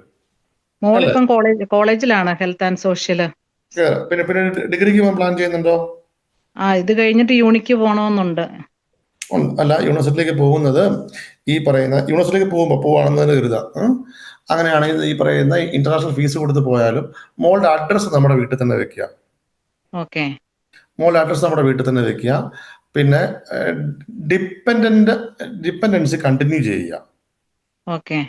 അതൊരു വളരെ ഗ്രീസി ആയ ഒരു സിറ്റുവേഷൻ ആണ്. നമുക്കൊക്കെ ഈ പറയുന്ന നമ്മളുടെ കൂട്ടത്തിലല്ല, ബ്ലാക്സിന്റെ ഇടയിലും ഫിലിപ്പിനോയുടെ ഇടയിലും ഒക്കെ പലപ്പോഴും നമുക്ക് റെഫ്യൂസൽസ് വന്നിട്ടുണ്ട്. അവര് മോളുടെ പ്രായം കൊണ്ടല്ല പ്രശ്നം. പ്രായം കടന്നു പോയിട്ട് കുട്ടികൾ വേറെ താമസിക്കും പോയിട്ട്, അല്ലെങ്കിൽ ഈ പറയുന്ന മറ്റേ 40 hours എവിടെയെങ്കിലും വർക്ക് ചെയ്യുന്നുണ്ടാവും. അങ്ങനെ വരുമ്പോൾ ഇവർ പറയും, ഈ പറയുന്ന നിങ്ങളുടെ മകളായിരിക്കാം, പക്ഷെ ഇപ്പോൾ ഡിപ്പെൻഡന്റ് അല്ലെന്ന് പറയും. അപ്പൊ നമ്മൾ ഡിപ്പെൻഡൻസി എപ്പോഴും ഡെമോൺസ്ട്രേറ്റ് ചെയ്തുകൊണ്ടിരിക്കണം. പ്രിസൈസ്ലി നമുക്കിപ്പോ ചെയ്യാൻ പറ്റുക കുഞ്ഞു കൂടെ താമസിക്കുക, കുഞ്ഞ് പഠിച്ചുകൊണ്ടേ ഇരിക്കുക. സ്റ്റുഡന്റ് ആണ്, അപ്പൊ യൂണിവേഴ്സിറ്റി ലെറ്ററും അതുപോലെ തന്നെ നമ്മുടെ വീട്ടിൽ താമസിക്കുന്നുള്ള നമ്മുടെ ലെറ്ററും ഉണ്ടെങ്കിൽ ഡിപ്പെൻഡൻസി കണ്ടിന്യൂ ചെയ്യും. മോളെ ഏതായാലും വീട്ടിൽ നിന്ന് മാറി താമസിക്കാതിരിക്കുക എന്നുള്ളതാണ് ചെയ്യേണ്ടത്. മാറി താമസിച്ചാൽ തന്നെ അഡ്രസ്സ് നമ്മുടെ വീട്ടിൽ വെക്കുക. അങ്ങനെ വന്നാൽ നമ്മളെല്ലാവരും ഒരു റൂഫിന് അണ്ടറിലാണെന്നും ഒരൊറ്റ ഫാമിലി യൂണിറ്റ് ആണെന്നും പറഞ്ഞു. മോൾ ഒരിക്കലും സെപ്പറേറ്റ് ആയി പോകരുത്. Okay okay sir. പേടിക്കണ്ട, അത് കുഴപ്പം വരത്തില്ല കേട്ടോ. Okay okay, thank you. Biju. Hi sir, good evening. ബിജുവിന്റെ വൈഫാണ്. പറയും. ഓക്കെ, ഞാൻ ഇവിടെ വന്നിട്ട് ഇപ്പം 2026 നവംബറിൽ 5 വർഷമാകും. അപ്പൊ പക്ഷെ ഞാൻ വന്നത് ജനുവരിയിലാണ്. നവംബറിൽ COS ഇഷ്യൂ ചെയ്ത ഡേറ്റ് ആണ്. അപ്പൊ എനിക്ക് ILRന് അപ്ലൈ ചെയ്യുന്നതിന് എന്തെങ്കിലും കുഴപ്പമുണ്ടോ? എപ്പോഴാണ് അപ്ലൈ ചെയ്യാൻ പറ്റുക? ILRന്റെ ക്വാളിഫയിങ് ഡേറ്റ് എന്ന് പറയുന്നത് 2 രീതിയിലാണ്. ഒന്ന്, ഒരാളെ സംബന്ധിച്ച് ഇപ്പം ഉദാഹരണം ഞാൻ ഒരു ജൂൺ 1 തീയതി വന്നു കരുതിക്കോളൂ. ജൂൺ 1 വിസ സ്റ്റാമ്പ് ചെയ്തു. ജൂൺ 1 വിസ സ്റ്റാമ്പ് ചെയ്താൽ ഞാൻ 2020 ജൂൺ 1 സ്റ്റാമ്പ് ചെയ്താൽ 2025 മെയ് 3 തീയതി മുതൽ ഞാൻ ക്വാളിഫൈഡ് ആകും. 5 years minus 28 days from the date of stamping of the visa ആണത്. പക്ഷേ അത് തമ്മിൽ 6 മാസത്തേത് 3 മാസത്തിന് മുകളിൽ ദൂരമുണ്ടെങ്കിൽ, 6 മാസത്തിന് മുകളിൽ ദൂരമുണ്ടെങ്കിൽ, അത് 6 മാസമായിട്ടുണ്ട് ആണെങ്കിൽ അത് ഡേറ്റ് ഓഫ് അറൈവൽ ആകും. പൊതുവെ നമ്മളെ സംബന്ധിച്ച് നമ്മളൊക്കെ തന്നെ ഇപ്പം ഈ പറയുന്ന പൊതുവെ വിസ അടിച്ചാൽ 3 മാസത്തിനുള്ളിൽ കയറി വരുന്നവരാണല്ലോ. അപ്പൊ അത് കാരണം 3 മാസത്തേക്കാണല്ലോ വിസ സ്റ്റാമ്പ് ചെയ്യുന്നത് നാട്ടിൽ നിന്ന്. അപ്പൊ അതുകൊണ്ട് തന്നെ നമ്മൾ ശ്രദ്ധിക്കണ്ട. എല്ലാവർക്കും തന്നെ മറ്റെന്തെങ്കിലും കാരണത്താൽ വരാൻ പറ്റാതെ ഈ പറയുന്ന കോവിഡ് പോലെ കുടുങ്ങിപ്പോയവർ ഒഴിച്ചു നിർത്തിയാൽ ഈ പറയുന്ന നമ്മളുടെ വിസ എന്നാണോ സ്റ്റാമ്പ് ചെയ്തത്, ആ സ്റ്റാമ്പ് ചെയ്ത ഡേറ്റ് മുതൽ 5 years കാൽക്കുലേറ്റ് ചെയ്യാം. minus 28 days മുതൽ ക്വാളിഫൈഡ് ആകും. അപ്ലൈ ചെയ്യാം. ജൂൺ 1 വിസ കിട്ടിയയാളെ സംബന്ധിച്ച് മെയ് 3 മുതൽ ക്വാളിഫൈഡ് ആകും. ഓക്കെ, ഒരു ക്വസ്റ്റ്യനും കൂടെ. ഇത് നമുക്ക് ILR കിട്ടിക്കഴിഞ്ഞാൽ ഇപ്പം എന്റെ ഡിപ്പെൻഡന്റ് ആയിട്ട് ഇപ്പൊ ഇവിടെ ജനിച്ച മോളും ഉണ്ട്, ഹസ്ബൻഡും ഉണ്ട്. അവർക്ക് രണ്ടുപേർക്കും ILR എടുക്കണം നിർബന്ധമുണ്ടോ, അതോ അവർക്ക് ഡിപ്പെൻഡന്റ് ആയിട്ട് കണ്ടിന്യൂ ചെയ്യാൻ പറ്റുമോ? മോളെ സംബന്ധിച്ച് മോള് ഇപ്പോഴത്തെ നിയമപ്രകാരം മോള് സിറ്റിസൺഷിപ്പിന് രജിസ്റ്റർ ചെയ്യാൻ പറ്റും. അപ്പൊ അതിന് ILRന്റെ പൈസ കളയേണ്ട കാര്യമില്ല. ഹസ്ബൻഡിനെ സംബന്ധിച്ച് ഹസ്ബൻഡിന് എക്സ്റ്റെൻഡ് ചെയ്ത് പോകാനും പറ്റും. ഡിപ്പെൻഡന്റ് ആയിട്ട് എക്സ്റ്റെൻഡ് ചെയ്യാൻ പറ്റും അല്ലേ? പറ്റും. മോക്ക് എപ്പോഴാണ് സിറ്റിസൺഷിപ്പ് അപ്ലൈ ചെയ്യാൻ പറ്റുക സാർ? എനിക്ക് ILR കിട്ടിയിട്ടാണോ? UK ജനിച്ച കുഞ്ഞുങ്ങളാണെന്നുണ്ടെങ്കിൽ അവരുടെ സബ്സിക്വന്റ് ആയിട്ട് ഐദർ ഓഫ് ദ പേരൻസ്, അതിൽ ആരെങ്കിലും ഒരാള് ഈ സെറ്റിൽമെന്റ് സ്റ്റേറ്റസ് കിട്ടിയാൽ കുഞ്ഞുങ്ങൾക്ക് സിറ്റിസൺഷിപ്പിന് രജിസ്റ്റർ ചെയ്യാം. അവർ ഓട്ടോമാറ്റിക്കലി സിറ്റിസൺസ് അല്ല, പക്ഷെ അവരെ സിറ്റിസൺസ് ആക്കി മാറ്റാൻ കഴിയും. അതായിരിക്കും ചീപ്പർ ഓപ്ഷൻ. കാരണം ILRന് 3500 പൗണ്ടോളം വരുമ്പോൾ ഇത് 1200 പൗണ്ട് 1400 പൗണ്ടേ വരുന്നുള്ളൂ. 1500. Okay, thank you sir.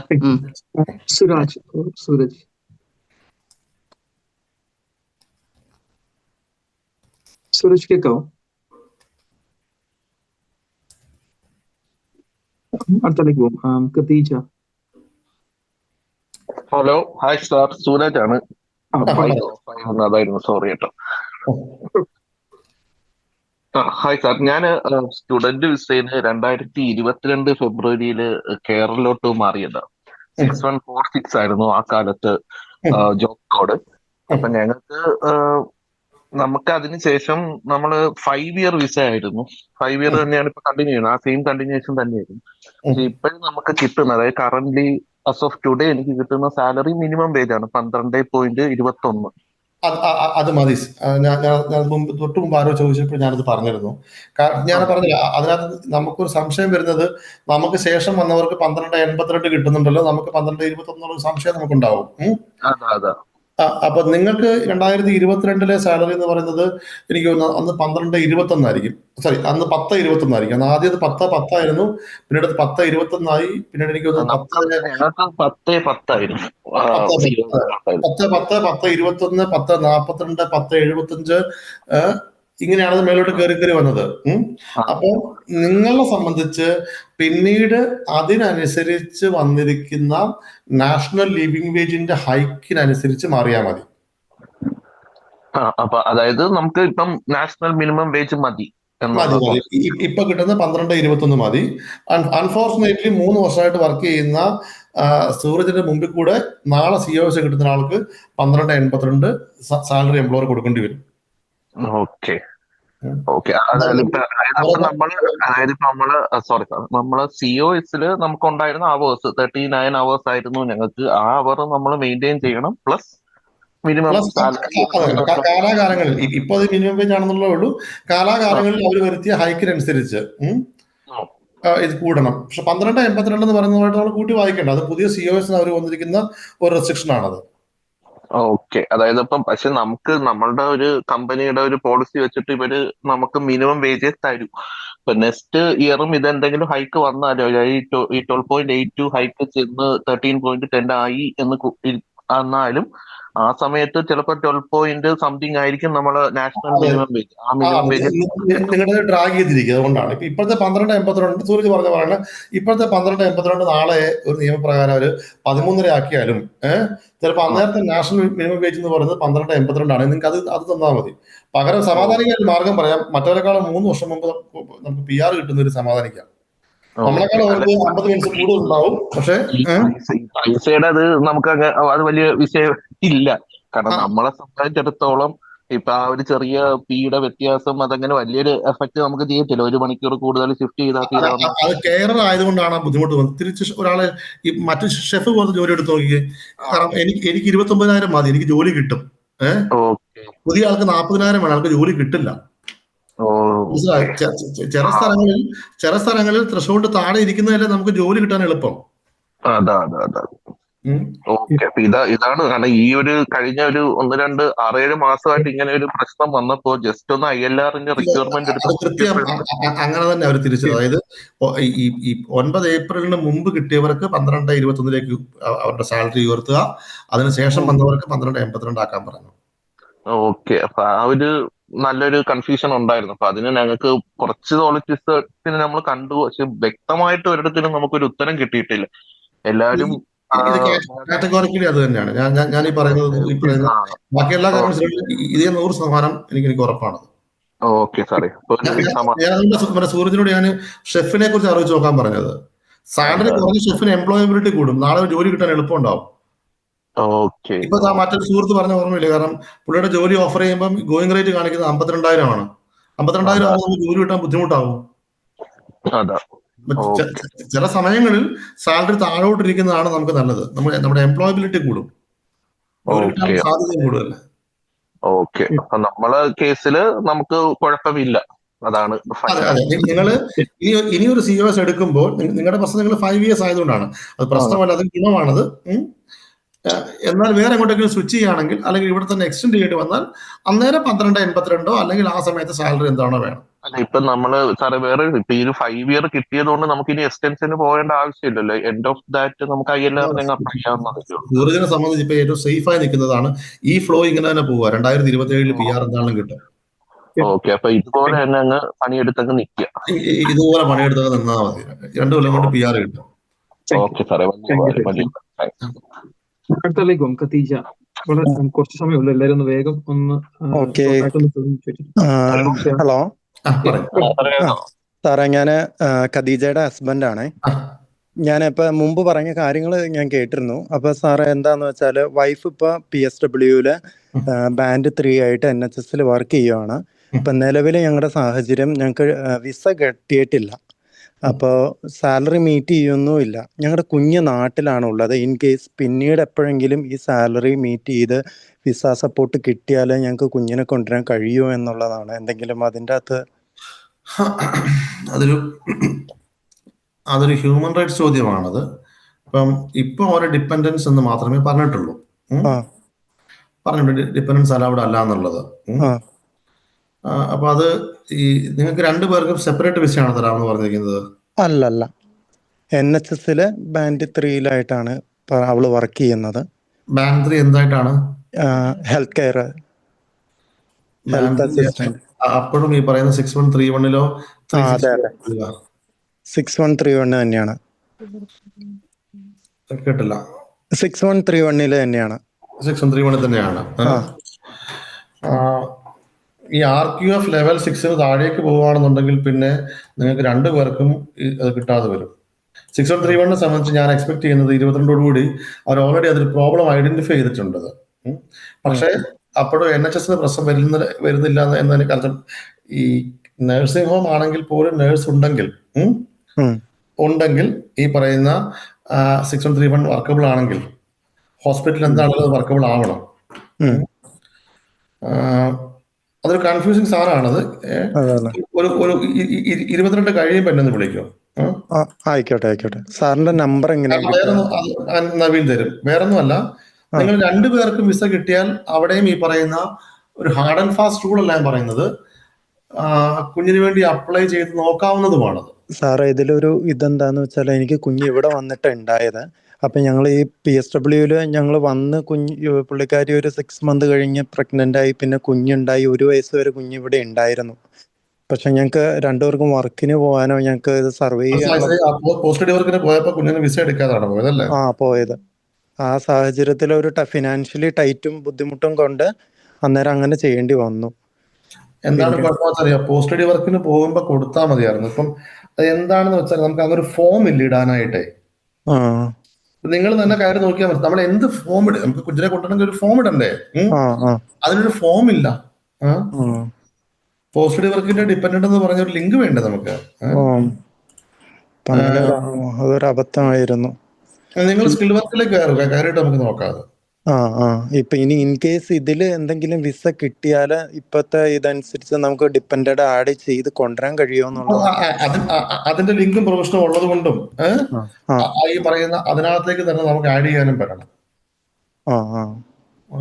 ഇത് ഉമറാണോ അത് ഞാനൊരു 80% കിട്ടും തന്നെയാണ് ഞാൻ കണക്കൂട്ടുന്നത്. ഓക്കെ സാറേ. നിങ്ങൾ ഇപ്പൊ ഇനിയാണെങ്കിലും നിങ്ങളുടെ കുറച്ച് ദിവസം സമയമാണ്, ചോദിച്ചു നോക്കൂ അവരോട്. ഓക്കെ. കാരണം ഈ മറ്റേ വരുന്ന മൺഡേ വരെ നമ്മുടെ സമയമുണ്ട്. അവർ തരാനുള്ളതാണെങ്കിൽ അവരോട് ഇപ്പൊ വാങ്ങിയെടുക്കും. പക്ഷെ ഈ സാലറി മീറ്റ് ചെയ്യുന്നില്ല സാറേ. 25,000 മീറ്റ് ചെയ്യാത്തോണ്ടാണ് നമുക്കിത് ചോദിക്കാൻ നമ്മൾ വെയിറ്റ് ചെയ്യുന്നത്. ഇപ്പൊ 6 മന്ത് ആയിട്ട് ബാൻഡ് 3 ഇതിൽ തന്നെ വർക്ക് ചെയ്യുന്ന 6 മന്ത് ആയിട്ടില്ല. അപ്പൊ എത്രയാണ് അവർലി സാലറി? 12.59 ആണ് ഇപ്പൊ ഉള്ളത്. 12.82 വരണം. അത് മീറ്റ് ചെയ്യാത്തോണ്ടാണ് നിങ്ങൾ ആരെങ്കിലും നിങ്ങൾ തന്നെ സംസാരിക്കേണ്ടി വരും. 12.82 അവർ തരുന്നില്ലെങ്കിൽ പിന്നെ അവിടെ നിന്നിട്ട് കാര്യമില്ലല്ലോ. അപ്പൊ അതുകൊണ്ടാണ് അതൊരു ഡൗട്ടായിട്ട്. നിലവിലെ ത്രഷോൾഡിലൊന്നും മാറ്റം വന്നിട്ടില്ല. പക്ഷെ അവരോട് ചോദിച്ചു നോക്കൂ. കാരണം കിട്ടാനാണെങ്കിൽ കിട്ടുന്നതാണല്ലോ. പിന്നെ നമുക്ക് അതിനകത്ത് അവർ 12.82 തരില്ലെന്ന് തർപ്പിച്ചു പറഞ്ഞാൽ പിന്നെ നിങ്ങൾ അവിടെ നിന്നിട്ട് കാര്യമില്ലല്ലോ. നമുക്ക് വേറെ മാർഗം നോക്കാമല്ലോ. ഇപ്പോഴും കെയർ ഈ പറയുന്ന ഓപ്പൺ ആയി കിടക്കുകയാണല്ലോ. നിങ്ങൾക്ക് പോസ്റ്റ് സ്റ്റഡി വർക്ക് 2 പേർക്കും ഉണ്ട് താനും.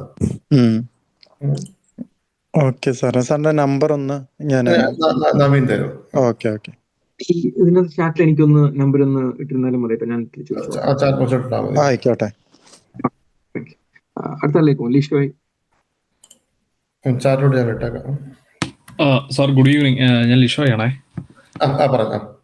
സാറേ ഞാൻ ഡിപ്പെൻഡന്റിൽ ഇവിടെ 2021 വന്നായിരുന്നു. അപ്പം വൈഫ് ഓൾറെഡി ILR സ്റ്റാറ്റസ് ആണ്.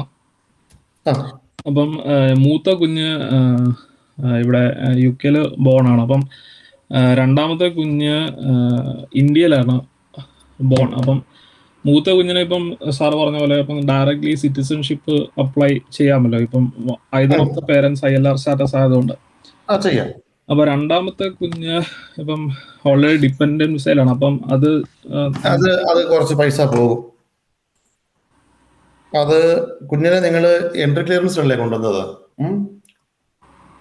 ഡിപ്പെൻഡന്റ് വിസയിലാണ്. അത് തന്നെ. അതായത് നാട്ടിൽ നിന്ന് പിന്നെ എൻട്രി ക്ലിയറൻസ് എടുത്ത് കൊണ്ടുവരായിരുന്നില്ലേ? 2.5 വർഷത്തേക്ക് കൊണ്ടുവരായിരുന്നില്ലേ? 2.5 ആണോ അല്ലെങ്കിൽ ഇഷോയ്ക്ക് എന്തുവരെയാണോ ബാക്കിയുള്ളത്? അത് PR പോയേ പറ്റും, സെറ്റിൽമെന്റ് എടുത്തേ പറ്റും. കാരണം വളരെ അടുത്ത കാലം വരെ ഈ ഐദർ ഓഫ് ദ പേരൻസ്, അതായത് ഒരു പേരന്റ് സിറ്റിസണും മറ്റേ പേരന്റിന് മിനിമം സെറ്റിൽമെന്റ് ഉണ്ടായിരുന്നെങ്കിൽ കുഞ്ഞിന് സെറ്റിൽമെന്റ് ഇല്ലാതെ തന്നെ ILR കിട്ടുമായിരുന്നു. സോറി, സിറ്റിസൺഷിപ്പിന് അപ്ലൈ ചെയ്യാമായിരുന്നു. പക്ഷേ അത് കഴിഞ്ഞ വർഷം ജാനിലായിരുന്നു തോന്നുന്നത് ചേഞ്ച് ചെയ്തു. ഞാനത് കുറച്ച് കേസുകളൊക്കെ ഞാൻ അപ്പീൽ ചെയ്ത് നോക്കി. ഇല്ല, ഒരു സെറ്റിൽമെന്റ് ഒരു മാൻഡേറ്ററി ആക്കി. നേരത്തെ ഈ ഹോം ഓഫീസിന്റെ ഡിസ്ക്രിപ്ഷണറി പ്രൊവിഷൻ ഉണ്ടായിരുന്നു, സെക്ഷൻ 3(5). ഈ പറയുന്ന പേരൻസിന്റെ സ്റ്റേറ്റസിനോട്ട് in line with their parents നമുക്ക് അപ്ലൈ ചെയ്യാൻ പറ്റുമായിരുന്നു. പക്ഷെ ഇത് ഇപ്പൊ അവർ വളരെ സ്ട്രിക്റ്റ് ആണ്.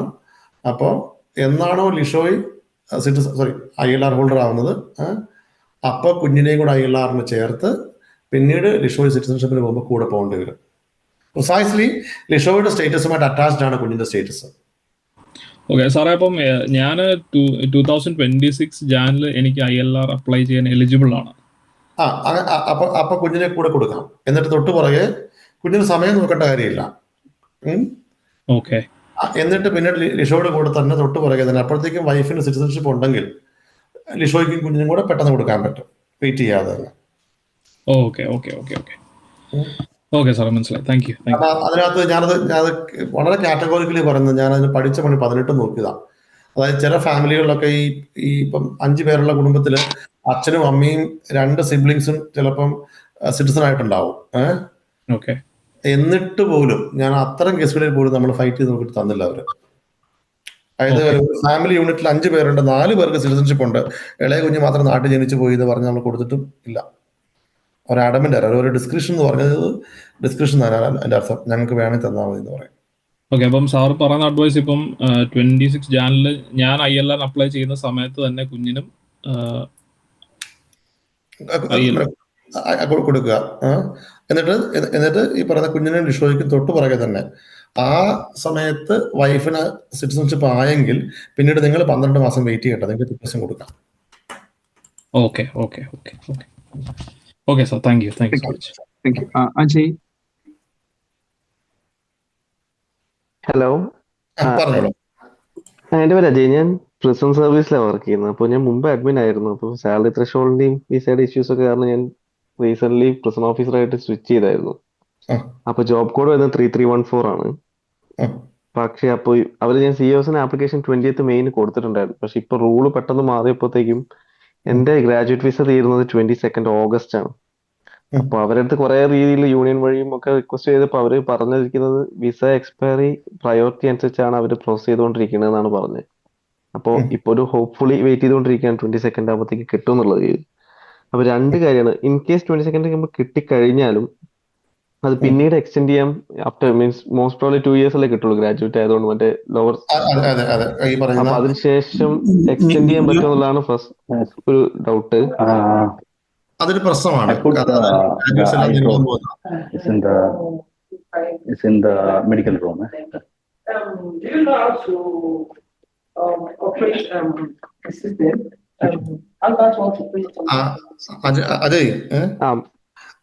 അജയുടെ മാത്രം പ്രശ്നമല്ല, എല്ലാ ഗ്രാജുവേറ്റ്സും ഇനി നേരിടാൻ പോകുന്ന ഒരു പ്രശ്നമാണത്. നമുക്ക് ഇപ്പൊ ഒരു ഉദാഹരണം 38,000 ഈ പറയുന്ന 970 വേണ്ടിടത്ത് നമുക്ക് ഈ പറയുന്ന 30 എമൗണ്ടിൽ നമുക്ക് ജോലി കിട്ടുന്ന കരുതിക്കോ.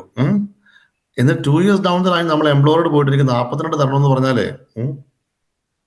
പക്ഷെ ഇപ്പത്തെ ഇതിൽ 2 years ആകുമ്പോഴത്തേക്ക് ഞാൻ ആ ത്രഷോളിലേക്ക് എത്തും. ഐ മീൻ സാലറി ഇൻക്രിമെന്റ് ഒക്കെ ആയിട്ട് വന്നിട്ട് ഇപ്പോൾ ഓൾറെഡി ഓൾമോസ്റ്റ് ആ പകുതി എത്തിയിട്ടുണ്ട്. ഇപ്പൊ പറഞ്ഞതിനെക്കാട്ടും ആ ത്രഷോളിൽ എത്തേണ്ടതാണ് ആ സമയം ആകുമ്പോഴത്തേക്കും. പക്ഷെ സ്റ്റിൽ നമുക്കത് ഓപ്ഷൻ ഉണ്ടാവില്ല. അത് തന്നെ ഞാൻ അതിലൊരു ഒരു റൈഡർ ഞാൻ ഇടും. കാരണം സബ്ജക്റ്റു ആ സമയത്ത് സാലറി ത്രഷോൾഡിലേക്ക് എത്തുക എന്നുള്ളതാണ്. ഇപ്പൊ നമുക്ക് കിട്ടുന്നത് അജയ്ക്ക് നന്നായിട്ട് അറിയാം, ഗ്രാജുവേറ്റ് വിസ ഹോൾഡർ കിട്ടുന്ന ഡിസ്കൗണ്ട് ആണത്. അതെ അതെ അല്ലേ? ഇപ്പം ഉദാഹരണം നമുക്ക് 22nd മുമ്പാണ് കിട്ടുന്നതെങ്കിൽ നമുക്ക് 30 സംതിങ് കിട്ടിയാൽ മതിയല്ലോ. 38,970 30% ബാക്കിയിട്ടുള്ള കിട്ടിയാൽ മതിയല്ലോ. പക്ഷെ അടുത്ത എക്സ്റ്റൻഷന് പോകുമ്പോൾ ആ ഡിസ്കൗണ്ട് നമുക്ക് ഉണ്ടാവില്ല. അപ്പൊ ആ സാലറി അജയ് പറഞ്ഞതുപോലെ തന്നെ ഇൻക്രിമെന്റ് എല്ലാം കൂടെ കൂട്ടി അവിടെ വരെ എത്തിയാൽ സബ്ജക്റ്റ് അത് വെച്ച് നോക്കിയാൽ എക്സ്റ്റൻഷൻ കിട്ടാവുന്നതാണ്. അപ്പോൾ കിട്ടാവുന്ന എനിക്ക് പറയാൻ കഴിയത്തില്ല. കാരണം പ്രത്യേകിച്ച് പ്രിസൺ സർവീസ് പോലുള്ള സ്ഥലങ്ങളിലെ നമുക്ക് ഒരാൾക്ക് വേണ്ടി മാത്രമായിട്ട് അവർക്ക് സാലറി ചേഞ്ച് ചെയ്യാൻ പറ്റില്ലല്ലോ. അതാണ് ഈ മുമ്പേ മറ്റേ ഹോസ്പിറ്റലുകാരൻ ചോദിച്ച പ്രശ്നം അതായിരുന്നു. അതിൽ നമ്മളെ അക്കോമഡേറ്റ് ചെയ്യാൻ വേണ്ടി മാത്രം ഒരു സാലറി അഡ്ജസ്റ്റ്മെന്റ് നമുക്ക് കൊണ്ടുവരാൻ കഴിയില്ല. അപ്പൊ അത് ഫിംഗേഴ്സ് ക്രോസ്ഡ് എന്നേ പറയാൻ പറ്റത്തുള്ളൂ. നോക്കാം. അതേപോലെ ഡിപെൻഡൻസ് നമുക്ക് കൊണ്ടുവരാൻ പറ്റും. ഇൻ കേസ് എനിക്ക് 22nd ആകുമ്പോൾ കിട്ടിക്കഴിഞ്ഞാൽ ഡിപെൻഡൻസ് അപ്ലൈ ചെയ്യുന്ന ഇഷ്യൂസ് ഒന്നും ഇല്ലല്ലോ. 21st അപ്ലൈ ചെയ്താൽ പിന്നീട് ആണെങ്കിൽ ഡിപെൻഡന്റിനെ കൊണ്ടുവരാം. ഐ മീൻ COS കിട്ടിയാൽ പോലെ വിസ അപ്ലൈ ചെയ്യണമെന്ന് നിർബന്ധമുണ്ടോ ആ സമയമാകുമ്പോഴത്തേക്കും 22nd മുന്നേ? അല്ല, ആപ്ലിക്കേഷൻ ഇടുക തന്നെ വേണം. കിട്ടിയാൽ പിന്നെ എന്തിനാണ് വെയിറ്റ് ചെയ്യുന്നത്? അല്ല, വെയിറ്റ് ചെയ്യുന്നില്ല. ഇൻ കേസ് ഡിലേ ആയി പോയാലും വിചാരിച്ചിട്ട് ചോദിച്ചതാണ്. പിന്നെ സെക്കൻഡ്, ഇൻ കേസ് നെഗറ്റീവായിട്ട് നമുക്ക് കിട്ടിയിട്ടില്ലെങ്കിൽ 22nd ഓഗസ്റ്റ് എന്റെ വിസ തീരും. അപ്പൊ നമുക്ക് എക്സ്റ്റെൻഡ് ചെയ്യാൻ വേറെ ഇഷ്യൂസ് ഇതൊന്നുമില്ല. നമുക്ക് ലീവ് ചെയ്യണ്ട അതിന് മുമ്പ് തന്നെ 22nd ഓഗസ്റ്റ് മുമ്പ് ലീവ് ചെയ്യാം. കാരണം മറ്റെന്തെങ്കിലും ഓപ്ഷൻസ് ഉണ്ടെങ്കിൽ പിന്നെ ലീവ് ചെയ്യാന്നുള്ളതാണ്. എത്ര പൊരുതി നോക്കിയാൽ 2-3 മാസം കൂടെ നിൽക്കുക, അത്രേ ഉള്ളൂ. ഓക്കെ, അല്ല മീൻ ഇനിയിപ്പോ 22 ഓഗസ്റ്റ് ആണ്, ഇനി വേറെ ജോലിക്ക് നോക്കാൻ ആപ്ലിക്കാൻ ഇവര് തരുന്നുള്ളതിന് വേറെ നോക്കിയിട്ടില്ലായിരുന്നു. ഇല്ല, അത് വേറെ ഓപ്ഷൻ ഇല്ലല്ലോ. ഈ സമയമില്ല, നമ്മുടെ ആകെ 2 മാസം താഴെയല്ലേ ഉള്ളൂ. Okay okay. 2 മാസം ചകരം വേണ്ട അല്ലേ? ഇല്ല 22 ഓഗസ്റ്റ് 2 മാസം ഇല്ല, ശരിയാ. 1 മാസം, ഒറ്റ മാസം 10 ദിവസമേ ഉള്ളൂ. ഇല്ല, പാടാണ്.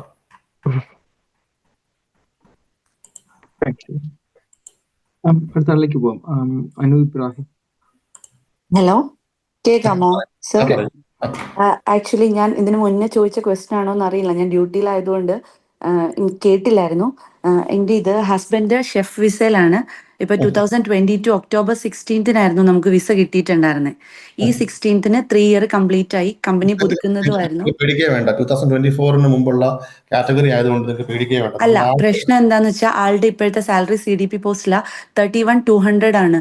സോ അവര് പറഞ്ഞു 31,300 ഉണ്ടെങ്കിൽ മാത്രമേ എക്സ്റ്റെൻഡ് ചെയ്യുന്നുള്ളൂ എന്ന് ഇങ്ങനെ പറഞ്ഞു കേട്ടു. 31,200 300 തമ്മിൽ വലിയ എന്നാണ് എക്സ്റ്റൻഷൻ വരുന്നത്? ഒക്ടോബർ 16 ആണ് എക്സ്റ്റൻഷൻ ഡേറ്റ്.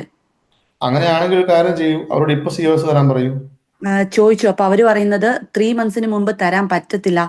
ഇപ്പൊ 16th അല്ലേ, ജൂലൈ 16 ശേഷം മാത്രമേ അവർക്ക് അതിനെ കുറിച്ച് ആലോചിക്കാൻ പറ്റൂ എന്ന് പറയുന്നത്. ജൂലൈ 17 തരാലോ. ജൂലൈ 17 തന്ന പിന്നെ 2 ദിവസമല്ലേ ഇടയ്ക്ക്, പിന്നെ സൺഡേ സാറ്റർഡേ പോവല്ലേ. അതൊക്കെ അത് കുഴപ്പമില്ല, കിട്ടിയാൽ ഈ പറയുന്ന 1 മണിക്കൂറിന്റെ കാര്യമല്ലേ ഉള്ളൂ. അവരോട് 100 pound അവരിപ്പോ ചോദിച്ചപ്പോ അവർ പറയുന്നത് അത്ര 100 pound ആണെങ്കിലും നമുക്കൊന്നും ചെയ്യാൻ പറ്റത്തില്ലെന്ന് പറഞ്ഞു. അതെനിക്ക് മനസ്സിലായി. പക്ഷെ അപ്പോഴും നിങ്ങളൊന്നും പേടിക്കേണ്ടി വരുന്നതേ ഇല്ല. കാരണം ഒന്ന് തിരിച്ചാലോചിച്ച് നോക്കിയേ, 22 ജൂലൈക്ക് ടാപ്പ് ക്ലോസ് ചെയ്യുന്നത് പോലെ ഷെഫിന്റെ വിസ ക്ലോസ് ചെയ്യാണ്. ഡിമാൻഡ് കൂടാൻ പോവാണ്. ഇവര് ഈ പറയുന്ന 31,300 100 pounds അവർ കൂട്ടിത്തരുന്നില്ലെങ്കിൽ നിങ്ങൾക്ക് ഈ പറയുന്ന ഒരു 5,000 pounds കൂട്ടിത്തരുന്ന പലരും എടുക്കാനുണ്ടാവും. മനസ്സിലായി? ഷോർട്ടേജ് വരാൻ പോവല്ലോ ജോലിയില്. നിങ്ങളല്ലേ അതിന്റെ ബെനിഫിഷ്യറീസ്. ഓൾഡ് സ്കീമിൽ ഷെഫായിട്ട് സ്വിച്ച് ചെയ്യാൻ പറ്റുന്ന ഒരു പൊസിഷനിൽ നമ്മൾ നിൽക്കുകയാണ്. നമ്മൾ കുറച്ചുകൂടെ ഒരു ബാർഗൈനിങ് പൊസിഷനിൽ നിൽക്കുകയല്ലേ. അതിനോട് മനസ്സിലായി ഞാൻ പറയുന്നത്. അതെ, പക്ഷെ അപ്പൊ നമുക്ക് വിസയുടെ ഒരു വിസ തരാൻ, നമ്മുടെ സാലറി വെച്ചിട്ട് വിസ തരാനും കൂടി ഒരു ഇതാവണ്ടേ? 31,300 എന്ന് പറയുന്നത് ഷെഫിനെ സംബന്ധിച്ച് വളരെ കുറവാണ് UK ഇപ്പോഴും. മനസ്സിലായി? അത് കിട്ടാതിരിക്കേണ്ട കാര്യമില്ല. ഇനി അല്ല സർ, അതില് പ്രശ്നം എന്താന്ന് വെച്ചാൽ ആക്ച്വലി ആള് ഷെഫ് പ്രൊഫഷണൽ ഷെഫ് അല്ല. ഇവിടെ വന്ന് ജോബിൽ കയറി ഏജൻസി സ്റ്റാഫായിട്ട് കയറി 3 year ആയിട്ട് ഷെഫായിട്ട് വർക്ക് ചെയ്യുന്നേ ഉള്ളൂ. ബൈ പ്രൊഫഷൻ ഷെഫ് അല്ല. അല്ല, ജോലി അറിയാമല്ലോ പുള്ളിക്ക്. അതെ 3 years ആയിട്ട് ചെയ്തോണ്ടിരിക്കുന്നതാണ്. 5 star ആണ് ഹോട്ടല്. അപ്പൊ പിന്നെ ഈ പറയുന്ന സ്വിച്ചിങ് ഒരു പ്രശ്നമേ വരില്ല. ഇനി അത് നോക്കണം എന്നില്ലെന്നേ. നമുക്ക് ഇപ്പം 16th 22nd ഇടയ്ക്ക് 5 ദിവസം ഉണ്ട്. അവരോട് ഈ പറയുന്ന അവർക്ക് 16th ശേഷം തരുന്നേ കുഴപ്പമില്ല. ഇല്ല, അവര് 16th കുഴപ്പമില്ല. ഇന്നിപ്പോ സംസാരിച്ചു HR-നോട്.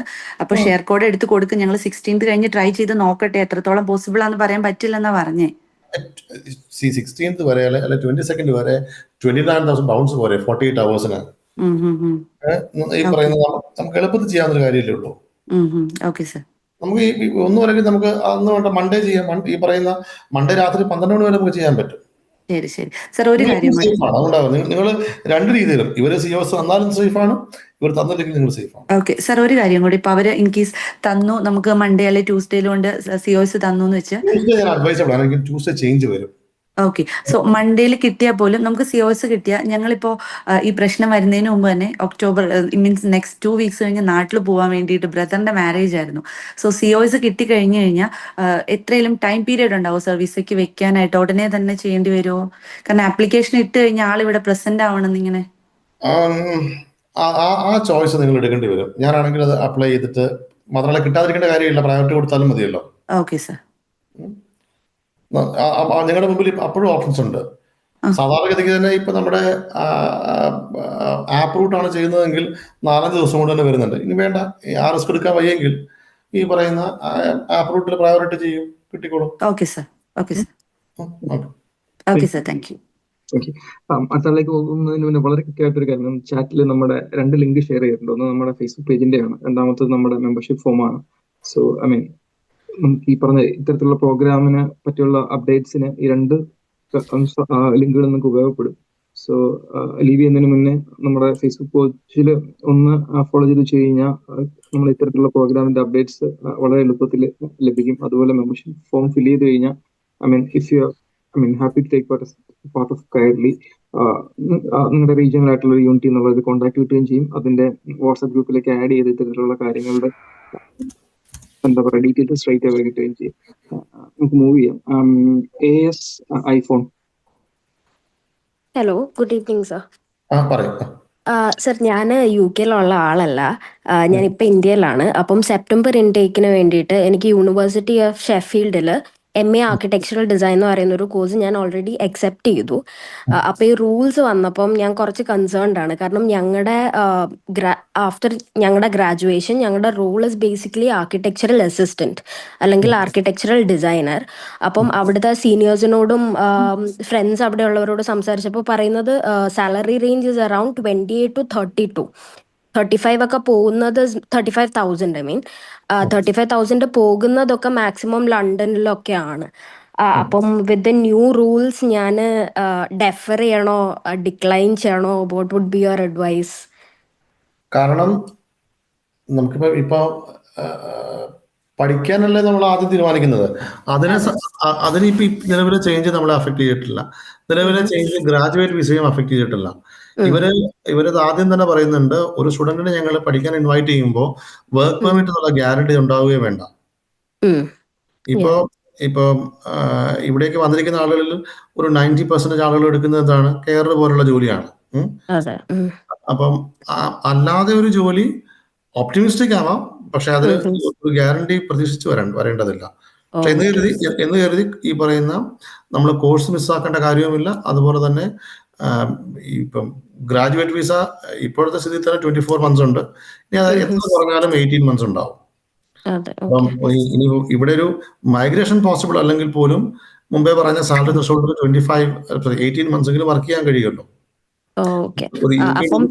UK ഡിഗ്രിയും ഉണ്ടാവും, ഒരു നിയർലി 18 months UK വർക്ക് ചെയ്യാനും പറ്റും. ഓക്കെ. PSW കഴിഞ്ഞ് എന്തായാലും ഞാനൊരു ആ സെയിം പഠിച്ച കോഴ്സിലുള്ള ജോബ് നോക്കാനായിരിക്കുമല്ലോ ആഗ്രഹിക്കുന്നത്. അപ്പം you will not be burning your fingers. കാരണം കോഴ്സ് പീരീഡും ഈ പറയുന്ന പിന്നീടുള്ള 18 months കയ്യിലുള്ളത് കൊണ്ട് തന്നെ there won't be any sort of financial loss. Okay, but then I'll have to come back most probably, അല്ലേ? After PSW. That is definitely a rider. മറ്റേത് എക്സെപ്ഷൻ ആണ്. Staying back is exception. Got it. Yeah. Thank you, sir. Thank you. Jayan. Hi, good evening sir.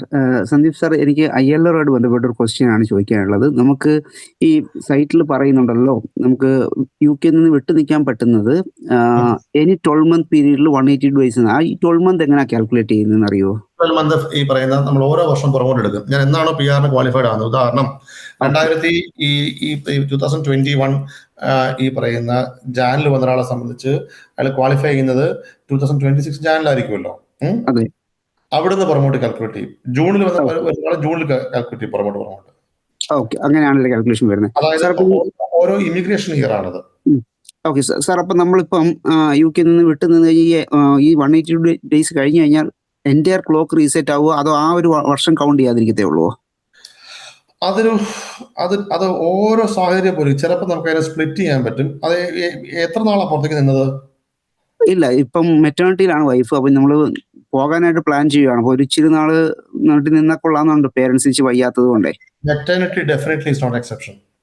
Exception അല്ല, but നമുക്ക് അപ്പം maximum എത്ര നാളാണ് allowed ആയിട്ടുള്ളത് മാറി നിൽക്കാൻ? 179 days. ഓ, അത്രയേ ഉള്ളൂ സാർ. അതുപോലെ തന്നെ നമുക്ക് PR എലിജിബിൾ ആകാൻ വേണ്ടി ഒരു 2 weeks കുറവുണ്ട്. COS 2 weeks മുന്നേ തീരുന്നുണ്ട്. നമുക്ക് സാർ നേരത്തെ പറഞ്ഞില്ലേ 28 days മുന്നേ നമുക്ക് അപ്ലൈ ചെയ്യാവുന്നത്. അപ്പൊ ഒരു 2 weeks 15 days കുറവുണ്ട്. അപ്പൊ ആ 15 days നമ്മൾ പുതിയ COS എടുക്കണോ അതോ? പുതിയ COS എടുക്കണം. കാരണം പുതിയ COS ഇല്ലാതെ അവർ അപ്ലൈ ചെയ്തോളൂ. ഞാനത് എക്സെപ്ഷൻസ് എടുക്കാന്ന് പറയുന്നുണ്ട്. പക്ഷേ PR-ന്റെ ഇപ്പോഴത്തെ ഫീസ് വെച്ച് നോക്കുമ്പോൾ ഞാൻ റിസ്ക് എടുക്കില്ല. ഓക്കെ. പണ്ട് നമ്മളത് കൊടുക്കുമായിരുന്നു. ഇപ്പം PR-ന് ഒരാളുടെ ഫീസ് എന്ന് പറയുന്നത് 3,500 pound. എക്സെപ്ഷൻസും ഡിസ്ക്രിപ്ഷൻസും വരുമ്പോൾ ഉണ്ടാകുന്ന പ്രശ്നം, ഹോം ഓഫീസർ റിഫ്യൂസ് ചെയ്താൽ അവർ പറയും, നമ്മൾ അപ്പീൽ ചെയ്താലും പറയും we have already told you ഇത് ഡിസ്ക്രിപ്ഷൻ ആണ്. എന്നിട്ട് അവരിങ്ങോട്ട് ഡിസ്ക്രിപ്ഷൻ ഡിഫൈൻ ചെയ്ത് പറയും. അപ്പൊ എപ്പോഴും നമ്മളെ സംബന്ധിച്ചൊരു 300 pounds കാര്യമില്ലേ ഉള്ളൂ. സ്പോൺസറോട് എഗ്രി ചെയ്യേണ്ട. അവരൊരു നെക്സ്റ്റ് 2 weeks വേണ്ടി അനദർ 3 years COS തരും, അത് 1 year COS, അങ്ങനെ 2 weeks കുറവല്ലേ വരുന്നു. അവർ 6 months വന്നാലും കുഴപ്പമില്ലല്ലോ. ഓക്കെ. നിങ്ങളെ സംബന്ധിച്ച് ഈ പറയുന്ന വിസ സ്റ്റാമ്പ് ചെയ്ത ഡേറ്റ് മുതലാണോ ഈ പറയുന്ന ഷോർട്ടേജ് ഉള്ളത്? അല്ല, യുകെയിൽ അറൈവ് ആയി റെസിഡൻസി സ്റ്റാർട്ട് ചെയ്ത സമയം അതല്ല കാൽക്കുലേറ്റ് ചെയ്യും സാർ. അല്ല ഈ പറയുന്ന സ്റ്റാമ്പ് ചെയ്ത ഡേറ്റ് മുതൽ കാൽക്കുലേറ്റ് ചെയ്യും. സ്റ്റാമ്പ് ചെയ്ത ഡേറ്റ്. അപ്പം ഇപ്പൊ സപ്പോസ് സ്റ്റാമ്പ് ചെയ്താലും ചില ആൾക്കാർ വരാൻ വേണ്ടി 2-3 months ഒക്കെ ഡിലേ ആവത്തില്ല. 90 days അല്ലേ വിഗ്നെറ്റിന്റെ വാലിഡിറ്റി ഉള്ളത്. സോ അപ്പൊ അത് ഈ ഇതുമായിട്ട് മാച്ച് ആയി വരുമോ? ജയൻ എത്ര ഉണ്ടെന്ന് പറഞ്ഞാൽ മതി. 2 weeks കുറവുണ്ട്. അത് യുകെയിൽ അറൈവ് ചെയ്തതിനു ശേഷമല്ലേ? അതെ. സ്റ്റാമ്പ് ചെയ്ത് വെച്ച് നോക്കുകയാണെങ്കിൽ 1 week വ്യത്യാസമുണ്ട്. 5 days സ്റ്റാമ്പ് ചെയ്തതാണ്. 5 days 5th ഡേയിൽ കയറി വന്നിട്ടുണ്ട്. അപ്പോഴും 6 days ഒരു 7 days കുറവ് വരുന്നുണ്ട്. അപ്പോഴും കുറവ് വരുന്നുണ്ട്. അങ്ങനെയാണ് ഞാൻ എക്സ്റ്റൻഷൻ പറയുന്നത് ചെയ്യാം. വേറെ ഒന്നും കൊണ്ടല്ല. ഇതൊക്കെ ഹോം ഓഫീസ് തന്നെ പണ്ട് ഞങ്ങളൊക്കെ ഹോം ഓഫീസ് സ്ഥിരമായി ഞങ്ങൾ നേരിട്ട് പോകാൻ ഓപ്ഷൻസ് ഉണ്ടായിരുന്നു.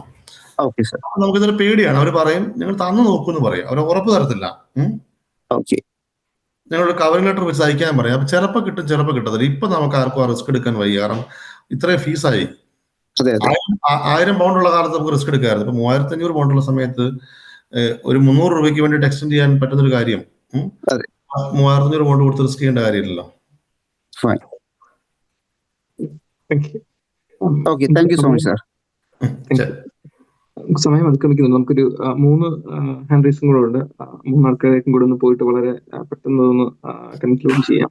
സെയിം ടൈം നിങ്ങൾക്ക് എന്തെങ്കിലും ക്വസ്റ്റ്യൻസ് ഉണ്ടെങ്കിൽ ഒന്ന് ചാറ്റിൽ ഇടുക. നമ്മളത് മാക്സിമം ആൻസർ ചെയ്യാൻ ശ്രമിക്കാം. ആൻഡ് ഈ സെഷൻ യൂസ്ഫുൾ ആണെന്ന് തോന്നിയാലും ഇതുപോലത്തെ ഇനി സെഷൻസ് കൂടുതൽ നടത്താൻ നടത്തണമെന്ന് നിങ്ങൾ ആഗ്രഹിക്കുന്നുണ്ടെങ്കിലും അത്തരത്തിലുള്ള ഫീഡ്ബാക്സും കൂടെ നമ്മുടെ ചാറ്റ് ബോക്സിൽ ഒന്ന് അറിയിക്കുക. It will be really helpful. അടുത്ത ആളിലേക്ക് പോവാം. മരിയ.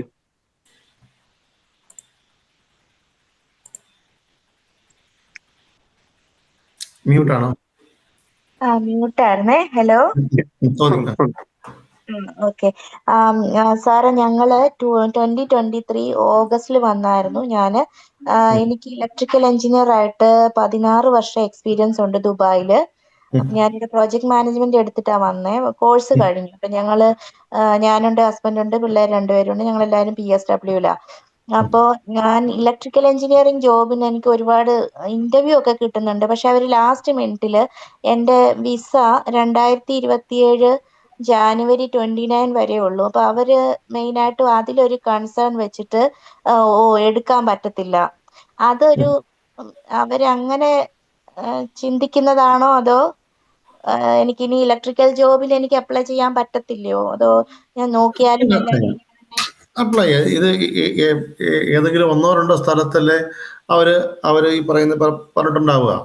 എനിക്ക് തോന്നുന്നത് മോസ്റ്റ്ലി എനിക്ക് വന്ന ഒരുപാട് കോഴ്സ് വന്നിരുന്നു. അതിലെല്ലാരും ഇതിങ്ങനെ തന്നെ പറയുന്നുണ്ട്. അപ്പൊ ഞാൻ വേറെ എന്തെങ്കിലും ഒരു ഇലക്ട്രീഷ്യൻ ഒക്കെ ആയിട്ടാണ് എനിക്ക് സെൽഫ് സ്പോൺസർഷിപ്പ് വല്ലതും അങ്ങനെ വല്ല സ്കിൽഡ് വർക്കർ വിസയില് അത് നടക്കില്ല മരിയ. കാരണം സെൽഫ് സ്പോൺസർഷിപ്പ് എന്ന് പറയുന്നത് സത്യത്തിൽ സെൽഫ് സ്പോൺസർഷിപ്പ് എന്നൊരു വിസ ഇല്ല. നമ്മളതിനെ അങ്ങനെയാണ് അതിനെ മാർക്കറ്റ് ചെയ്തത്. ഒരാൾക്ക് ഒരു ബിസിനസ് ഇൻവെസ്റ്റ് ചെയ്തിട്ട് അവിടെ തന്നെ സ്റ്റാഫായി വർക്ക് ചെയ്യുക എന്നുള്ളതായിരുന്നു. At the end of the day അതൊരു എംപ്ലോയർ റിലേഷൻഷിപ്പ് ആണ്, അല്ലാതെ ഓൺട്രപ്രണർ റിലേഷൻഷിപ്പ് അല്ല. ഹാവിങ് സെഡ് സോ, ഇപ്പം നിലവിൽ ഇനി ഒരു 1.5 വർഷം അല്ലെങ്കിൽ 1 വർഷവും 6 മാസം കൂടി ഇല്ലേ ഈ പറയുന്ന വിസ ബാക്കിയില്ലേ? ഇപ്പം എങ്ങനെ വന്നാലും ശരി ഈ ഇലക്ട്രിക്കൽ ജോബ്സ് എല്ലാം തന്നെ ഈ RQF ലെവൽ 6 ഇട്ടിട്ടുണ്ട്. ഇനി ഇല്ലാത്തത് ഈ പറയുന്ന ടെമ്പററി ഷോർട്ടേജിൽ വിട്ടിട്ടുണ്ട്. ടെമ്പററി ഷോർട്ടേജ് ആകുമ്പോൾ ഡിപെൻഡൻസിനെ കൊണ്ടുവരാൻ പറ്റില്ല എന്നുള്ള പ്രശ്നം നിൽക്കുന്നുണ്ട്.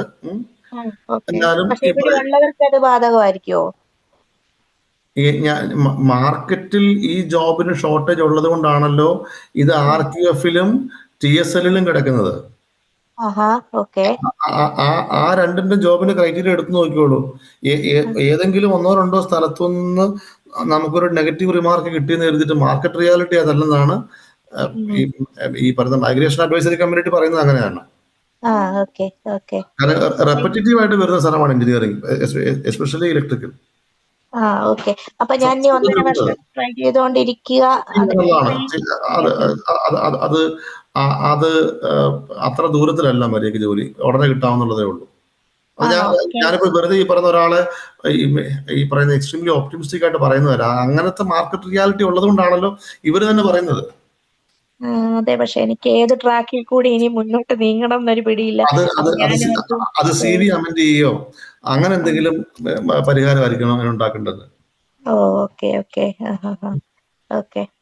കാരണം ഹസ്ബൻഡ് എച്ച് ആറിന്റെ ഫീൽഡായിരുന്നു, ദുബായിൽ വർക്ക് ചെയ്തു. എച്ച് ആറിന്റെ കാര്യം HR കുറച്ചുകൂടി ജനറിക് ആണ്. ഓക്കെ. ജനറിക് ആണ്. ഇവിടെ ആവുമ്പോൾ അതിന് CIPD മറ്റും വേണം. എന്നാൽ chartered institute of personal development. അതെ. പിന്നെ ഞാൻ എന്റേതാ വരുന്നത് അല്ലേ? അപ്പൊ ഞാനിങ്ങനെ ഓർത്തു കേരളോട്ട് വല്ലതും വിസ എടുത്താലോ, പക്ഷെ അതിനോട് വേണ്ട. അപ്പോൾ ഡിപ്പെൻഡന്റ് നിൽക്കാൻ കഴിയില്ല. മരിയയുടെ ഇലക്ട്രിക്കലിന് സ്കോപ്പ് ഇപ്പോഴും ഉണ്ട്. ഉണ്ടല്ലേ? റെപ്പറ്റേറ്റീവ് ആയിട്ട് അത് ഒരുപാട് ജോബ്സ് ഉണ്ട്. ഓ ഓക്കെ ഓക്കെ, ശരി ശരി, thank you sir. Thank U. ഇത് രണ്ടുപേരിലും കൂടെ പോയിട്ട് നമുക്ക് ഇതൊന്ന് അവസാനിപ്പിക്കാം. അതിപ്പോ പിന്നെ എന്തെങ്കിലും ചോദ്യം ഉണ്ടെങ്കിൽ ഒന്ന് ചാറ്റിൽ ഇട്ടിരുന്നാൽ മതി കേട്ടോ. ഓണർ എന്നാണ് ഇതിൽ പേര് കിടക്കുന്നത്. ചോദിച്ചോളൂ കേട്ടോ. സന്ദീപ് ഭായ്, സുരേഷ് ആണ്. നമ്മുടെ വളരെ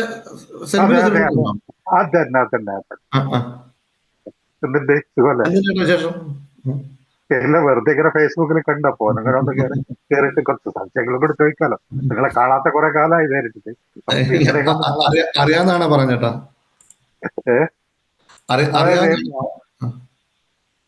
എന്റെ വൈഫും മകനും വന്നിട്ടുണ്ട്. അവര് മറ്റേ EU സെറ്റിൽമെന്റിൽ വന്ന പയ്യന് ഫുൾ സെറ്റിൽമെന്റ് ഉണ്ട്. വൈഫിന് 2029 വരെ ഉണ്ട്. അവളിപ്പോ പ്രസന്റ് നാട്ടിൽ പോയിട്ടുണ്ട്. 1 ഇയറിന് ശേഷം പോയതാണ്. ഒരു 6 മാസം, എത്ര മാസം നാട്ടിൽ നിൽക്കാം? 180 ഡേയ്സ് ആണ് ചേട്ടാ പറയുന്നത്. 180 ഡേയ്സിന് ഞാൻ അത് ഇതൊരു ഗ്രൂപ്പിലായതുകൊണ്ടാണ്. എക്സെപ്ഷണൽ ആയിട്ടുള്ള ഒരു സർക്കംസ്റ്റാൻസ് നമ്മൾ ക്രിയേറ്റ് ചെയ്താൽ ആ 180 ഡേയ്സിന് മെഡിക്കൽ ആയുർവേദമായിരിക്കുന്നുള്ളേ ഉള്ളൂ. അതായത് ഈ പറയുന്ന ബിയോണ്ട് മൈ കൺട്രോൾ ആയിരിക്കണം. എന്താ, ഞാൻ നാട്ടിൽ ചെന്നു, ഒരു പ്രസവത്തിന് പോയി അല്ലെങ്കിൽ വേറൊരു ആവശ്യത്തിന് പോയി ചെന്നപ്പോൾ ഡോക്ടർ പറഞ്ഞു 6 മാസത്തേക്ക് നിങ്ങൾ ട്രാവൽ ചെയ്യരുത്. എന്താണ്, ഞാൻ UK മനഃപൂർവ്വം വരാതിരുന്നതല്ല. എനിക്ക് കിട്ടിയ മെഡിക്കൽ അഡ്വൈസ് അതായിരുന്നു, നിങ്ങൾ ട്രാവൽ ചെയ്യരുത്. അതാണ് ഈ പറയുന്ന അത് ഈ കുക്കപ്പ് ചെയ്യാന്നുള്ള വാക്യം ഉപയോഗിക്കുന്നില്ല, എന്നാലും ഈ പറയുന്ന അതിന്റെ എക്സെപ്ഷൻ ആയിട്ട് മെഡിക്കൽ ഗ്രൗണ്ട്സേ പറ്റൂ. അത് മുമ്പേ ആരോ മെറ്റേണിറ്റിയുടെ കാര്യം ചോദിച്ചല്ലോ, അവരോടും അത് തന്നെ പറയാനുള്ളത്. മെറ്റേണിറ്റിക്ക് പോകുന്നുണ്ടെങ്കിൽ ഏതെങ്കിലും കാരണവശാലും അവിടെ നിൽക്കേണ്ടി വന്നാൽ ഡോക്ടറുടെ അഡ്വൈസ് എഴുതി വാങ്ങിക്കോളൂ. മെറ്റേണിറ്റി റിലേറ്റഡ് കോംപ്ലിക്കേഷൻസ് ഉണ്ടായിരുന്നെന്നും. ഫുൾ സെറ്റിൽഡ് ആയി കഴിഞ്ഞാൽ എത്ര മാസം നിൽക്കാം? അങ്ങനെ വന്നാൽ നമുക്ക് 2 വർഷത്തിനുള്ളിൽ, ടെക്നിക്കലി നമുക്ക് 2 വർഷത്തിന് മേളിൽ നിന്നാൽ അത് കയ്യിൽ പോകും. പക്ഷേ അത് എന്ന് കരുതി നമ്മൾ ഇടയ്ക്കിടയ്ക്ക് വന്നു പോയാലും അതും പോകും. അവർ പറഞ്ഞു നിങ്ങളുടെ ഇന്റൻഷൻ എന്ന് പറയുന്നത് UK സെറ്റിൽഡ് ആയിട്ട് ജീവിക്കാനായിരിക്കണം. അതിനൊരു ഹാർഡ് ആൻഡ് ഫാസ്റ്റ് റൂൾ ഇല്ല. പോകുന്നുണ്ടെങ്കിൽ ഈ പറയുന്ന സെറ്റിൽമെന്റ് അല്ല, സിറ്റിസൺഷിപ്പ് എടുത്തിട്ട് പോകുന്നതാണ് നല്ല ചേട്ടാ. സിറ്റിസൺഷിപ്പ് 5 വർഷം കഴിഞ്ഞാൽ സിറ്റിസൺഷിപ്പിന് അപ്ലൈ ചെയ്യാൻ വേണ്ടി പറ്റുമോ? പറ്റും. ഫുൾ സെറ്റിൽ ആയി കഴിഞ്ഞാൽ ILR കിട്ടിയാൽ ഈ പറയുന്ന തൊട്ട് പുറകെ ഈ പറയുന്ന കൊടുക്കാൻ പറ്റും. അങ്ങനെ കൊടുത്താൽ അല്ല, വൈഫിന്റെ കാര്യമാണ് പറഞ്ഞത് കേട്ടോ. വൈഫിന് പിന്നെ ഇത് 5 വർഷം കഴിഞ്ഞതിന് ശേഷമല്ലേ പിന്നെ വീണ്ടും നമുക്ക് അപ്ലൈ ചെയ്ത് കഴിഞ്ഞാൽ ILR കിട്ടും. അതെ, ഞാൻ പറയാം 5 വർഷം നിന്ന് ILR എടുത്തതിന് ശേഷം സിറ്റിസൺഷിപ്പ് എടുത്തിട്ടേ പോകാവുള്ളൂ എന്ന് പറയുന്നത്. കാരണം ILR എന്ന് പറയുന്നത് നമ്മൾ നാട്ടിൽ പോയി 2 വർഷം നിന്നാൽ അത് പോകും. അതിന് ഇംഗ്ലീഷ് ലാംഗ്വേജ് ടെസ്റ്റും വേറെ കൊണ്ടാ മറ്റേതിന് വേണം. കാരണം EUന് വേണ്ടാതിരുന്ന ലൈഫ് ഇൻ ദി UKയും ഇംഗ്ലീഷ് ലാംഗ്വേജും സിറ്റിസൺഷിപ്പിന് പോകുമ്പോഴത്തേക്കും വേണം. അത് കിട്ടിയില്ലെങ്കിൽ പിന്നെ വീണ്ടും 5 വർഷത്തേക്ക് അതങ്ങനെ പൊക്കോണ്ടേയിരിക്കും. അത് അങ്ങനെ പോകുമ്പോ ചേട്ടന്, അതായത് നാട്ടിൽ പോയി നിൽക്കാനാണ് ചേട്ടന്റെ സംസാരത്തിൽ എനിക്ക് തോന്നിയത്. ഇപ്പോഴത്തെ ഷട്ടിലേക്ക് നിൽക്കണമെന്നുണ്ടെങ്കിൽ പാസ്പോർട്ട് തന്നെ വരണം. സമാധാനമായിട്ട് നാട്ടിൽ പോയി കുറച്ചു നേരം നിൽക്കണം എന്നാണ് ചേട്ടൻ ഉദ്ദേശിക്കുന്നത്. അതിന് പാസ്പോർട്ട് തന്നെ വേണം.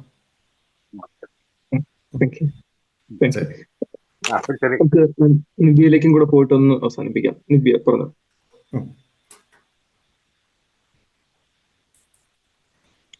ഹലോ നിബിയ, കേൾക്കാവോ?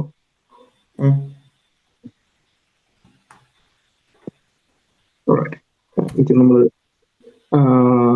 സമയത്തേക്ക് എത്തിയിട്ടുണ്ട്. നമ്മള് ഒരു മണിക്കൂറിൽ ഫിനിഷ് ചെയ്യാന്ന് വിചാരിച്ചാണ്, പക്ഷെ കുറച്ച്. ഹലോ അതെ, ഞാനാണ് വൈഫിന് സംസാരിക്കുന്നു കൊടുക്കുന്നത്.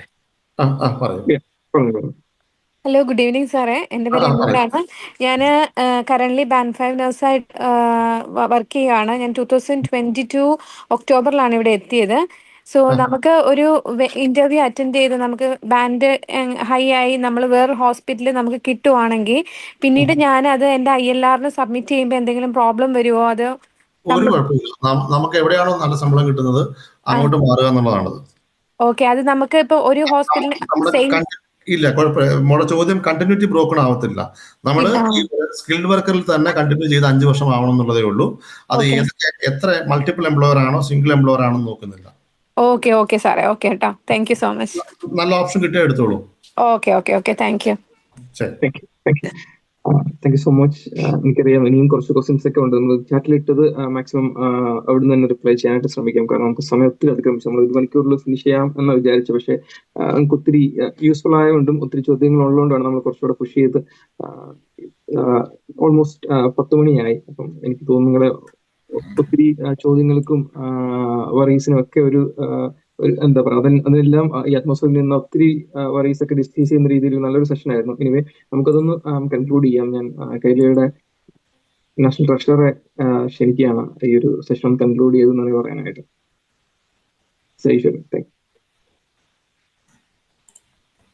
ആദ്യകാലത്തെ കേൾക്കാം.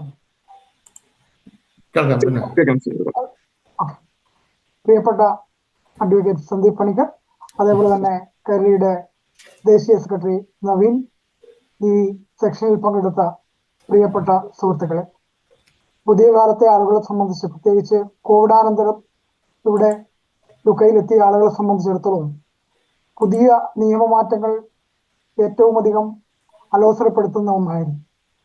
ഇന്ന് UK-യിലെ പ്രമുഖ അഭിഭാഷകനായിട്ടുള്ള ശ്രീ സന്ദീപിനെ പോലെ ഒരാൾ നമുക്ക് ലഭിച്ചത് നമ്മുടെ ഒരു ഭാഗ്യം എന്ന് തന്നെ പറയാം. കാരണം നീ പങ്കെടുത്ത, ചോദ്യം ചോദിച്ച അല്ലെങ്കിൽ ഇത് ശ്രമിച്ചിരുന്ന മുഴുവൻ ആളുകൾക്കും അവരുടെ മനസ്സിന് ഒരു പരിധിവരെ അല്ലെങ്കിൽ ഏതാണ്ട് 90% തൃപ്തികരമായ ഒരു ആൻസറിലൂടെ ആയിരിക്കും, അല്ലെങ്കിൽ ഏറ്റവും നല്ല ഒരു അഡ്വൈസിലൂടെ ഇന്ന് ഈ സെക്ഷൻ ഇവിടെ അവസാനിക്കുന്നത്. തീർച്ചയായും നിങ്ങളുടെ ഓരോരുത്തരുടെയും പേരിലും നിങ്ങളുടെ ദേശീയ കമ്മിറ്റിയുടെ പേരിലും ഈ സെക്ഷൻ നയിച്ച പ്രിയപ്പെട്ട നമുക്ക് ഏവർക്കും അറിയാവുന്ന നമ്മുടെ മലയാളിയായ അഡ്വക്കേറ്റ് സന്ദീപിനെ ഏറ്റവും ആദരപൂർവ്വം അതിലേറെ സന്തോഷത്തോടു കൂടി ഉള്ള നന്ദി അറിയിക്കുകയാണ്. അതേപോലെ തന്നെ ഇത് നിയന്ത്രിച്ച കേരളയുടെ ദേശീയ സെക്രട്ടറി നവീൻ ഹരി, അദ്ദേഹത്തെയും പ്രത്യേകിച്ച് കൈരളി എന്ന ഈ പുരോഗമന സാംസ്കാരിക സംഘടന UK മലയാളികൾക്കിടയിൽ മാത്രമല്ല എല്ലാ പ്രവാസികൾക്കിടയിലും ഇത്തരത്തിലുള്ള നന്മ നിറഞ്ഞ ഒട്ടനവധി പ്രവർത്തനങ്ങളുമായിട്ട് കടന്നു വരുന്നുണ്ട്. കഴിഞ്ഞ ഒരു സെക്ഷനും അതിനുശേഷം ഇത് 2ാമത്തെ സെക്ഷനും ഇനിയും കൂടുതൽ അപ്ഡേറ്റ്സ് വരുമ്പോൾ ശ്രീ സന്ദീപിന്റെ സേവനം നമുക്ക് ലഭ്യമാകുവാൻ വേണ്ടി കൈരളി എല്ലാ ശ്രമങ്ങളും നടത്തും. തീർച്ചയായും ഇതിലേറെ ആളുകൾ വരും സെക്ഷനിൽ പങ്കെടുക്കും എന്ന് തന്നെയാണ് ഈ സെക്ഷൻ കാണിച്ചു തരുന്നത്. തീർച്ചയായിട്ടും എല്ലാവർക്കും ഒരിക്കൽ കൂടി നന്ദി പറഞ്ഞുകൊണ്ട് അവസാനിപ്പിക്കുന്നു. തീർച്ചയായും നിങ്ങൾ കൈരളിയുടെ ഭാഗമായിട്ടില്ലെങ്കിൽ തീർച്ചയായും കൈരളിയുടെ ഭാഗമായി മെമ്പർഷിപ്പുകൾ എടുക്കണം. അതേപോലെ തന്നെ കൈരളിയുടെ FB പേജുകളും ഇൻസ്റ്റാ പേജുകളും ലൈക്ക് ചെയ്യണമെന്ന് ഒരിക്കൽ കൂടി അഭ്യർത്ഥിച്ചുകൊണ്ട് നിർത്തുന്നു. നന്ദി, നമസ്കാരം.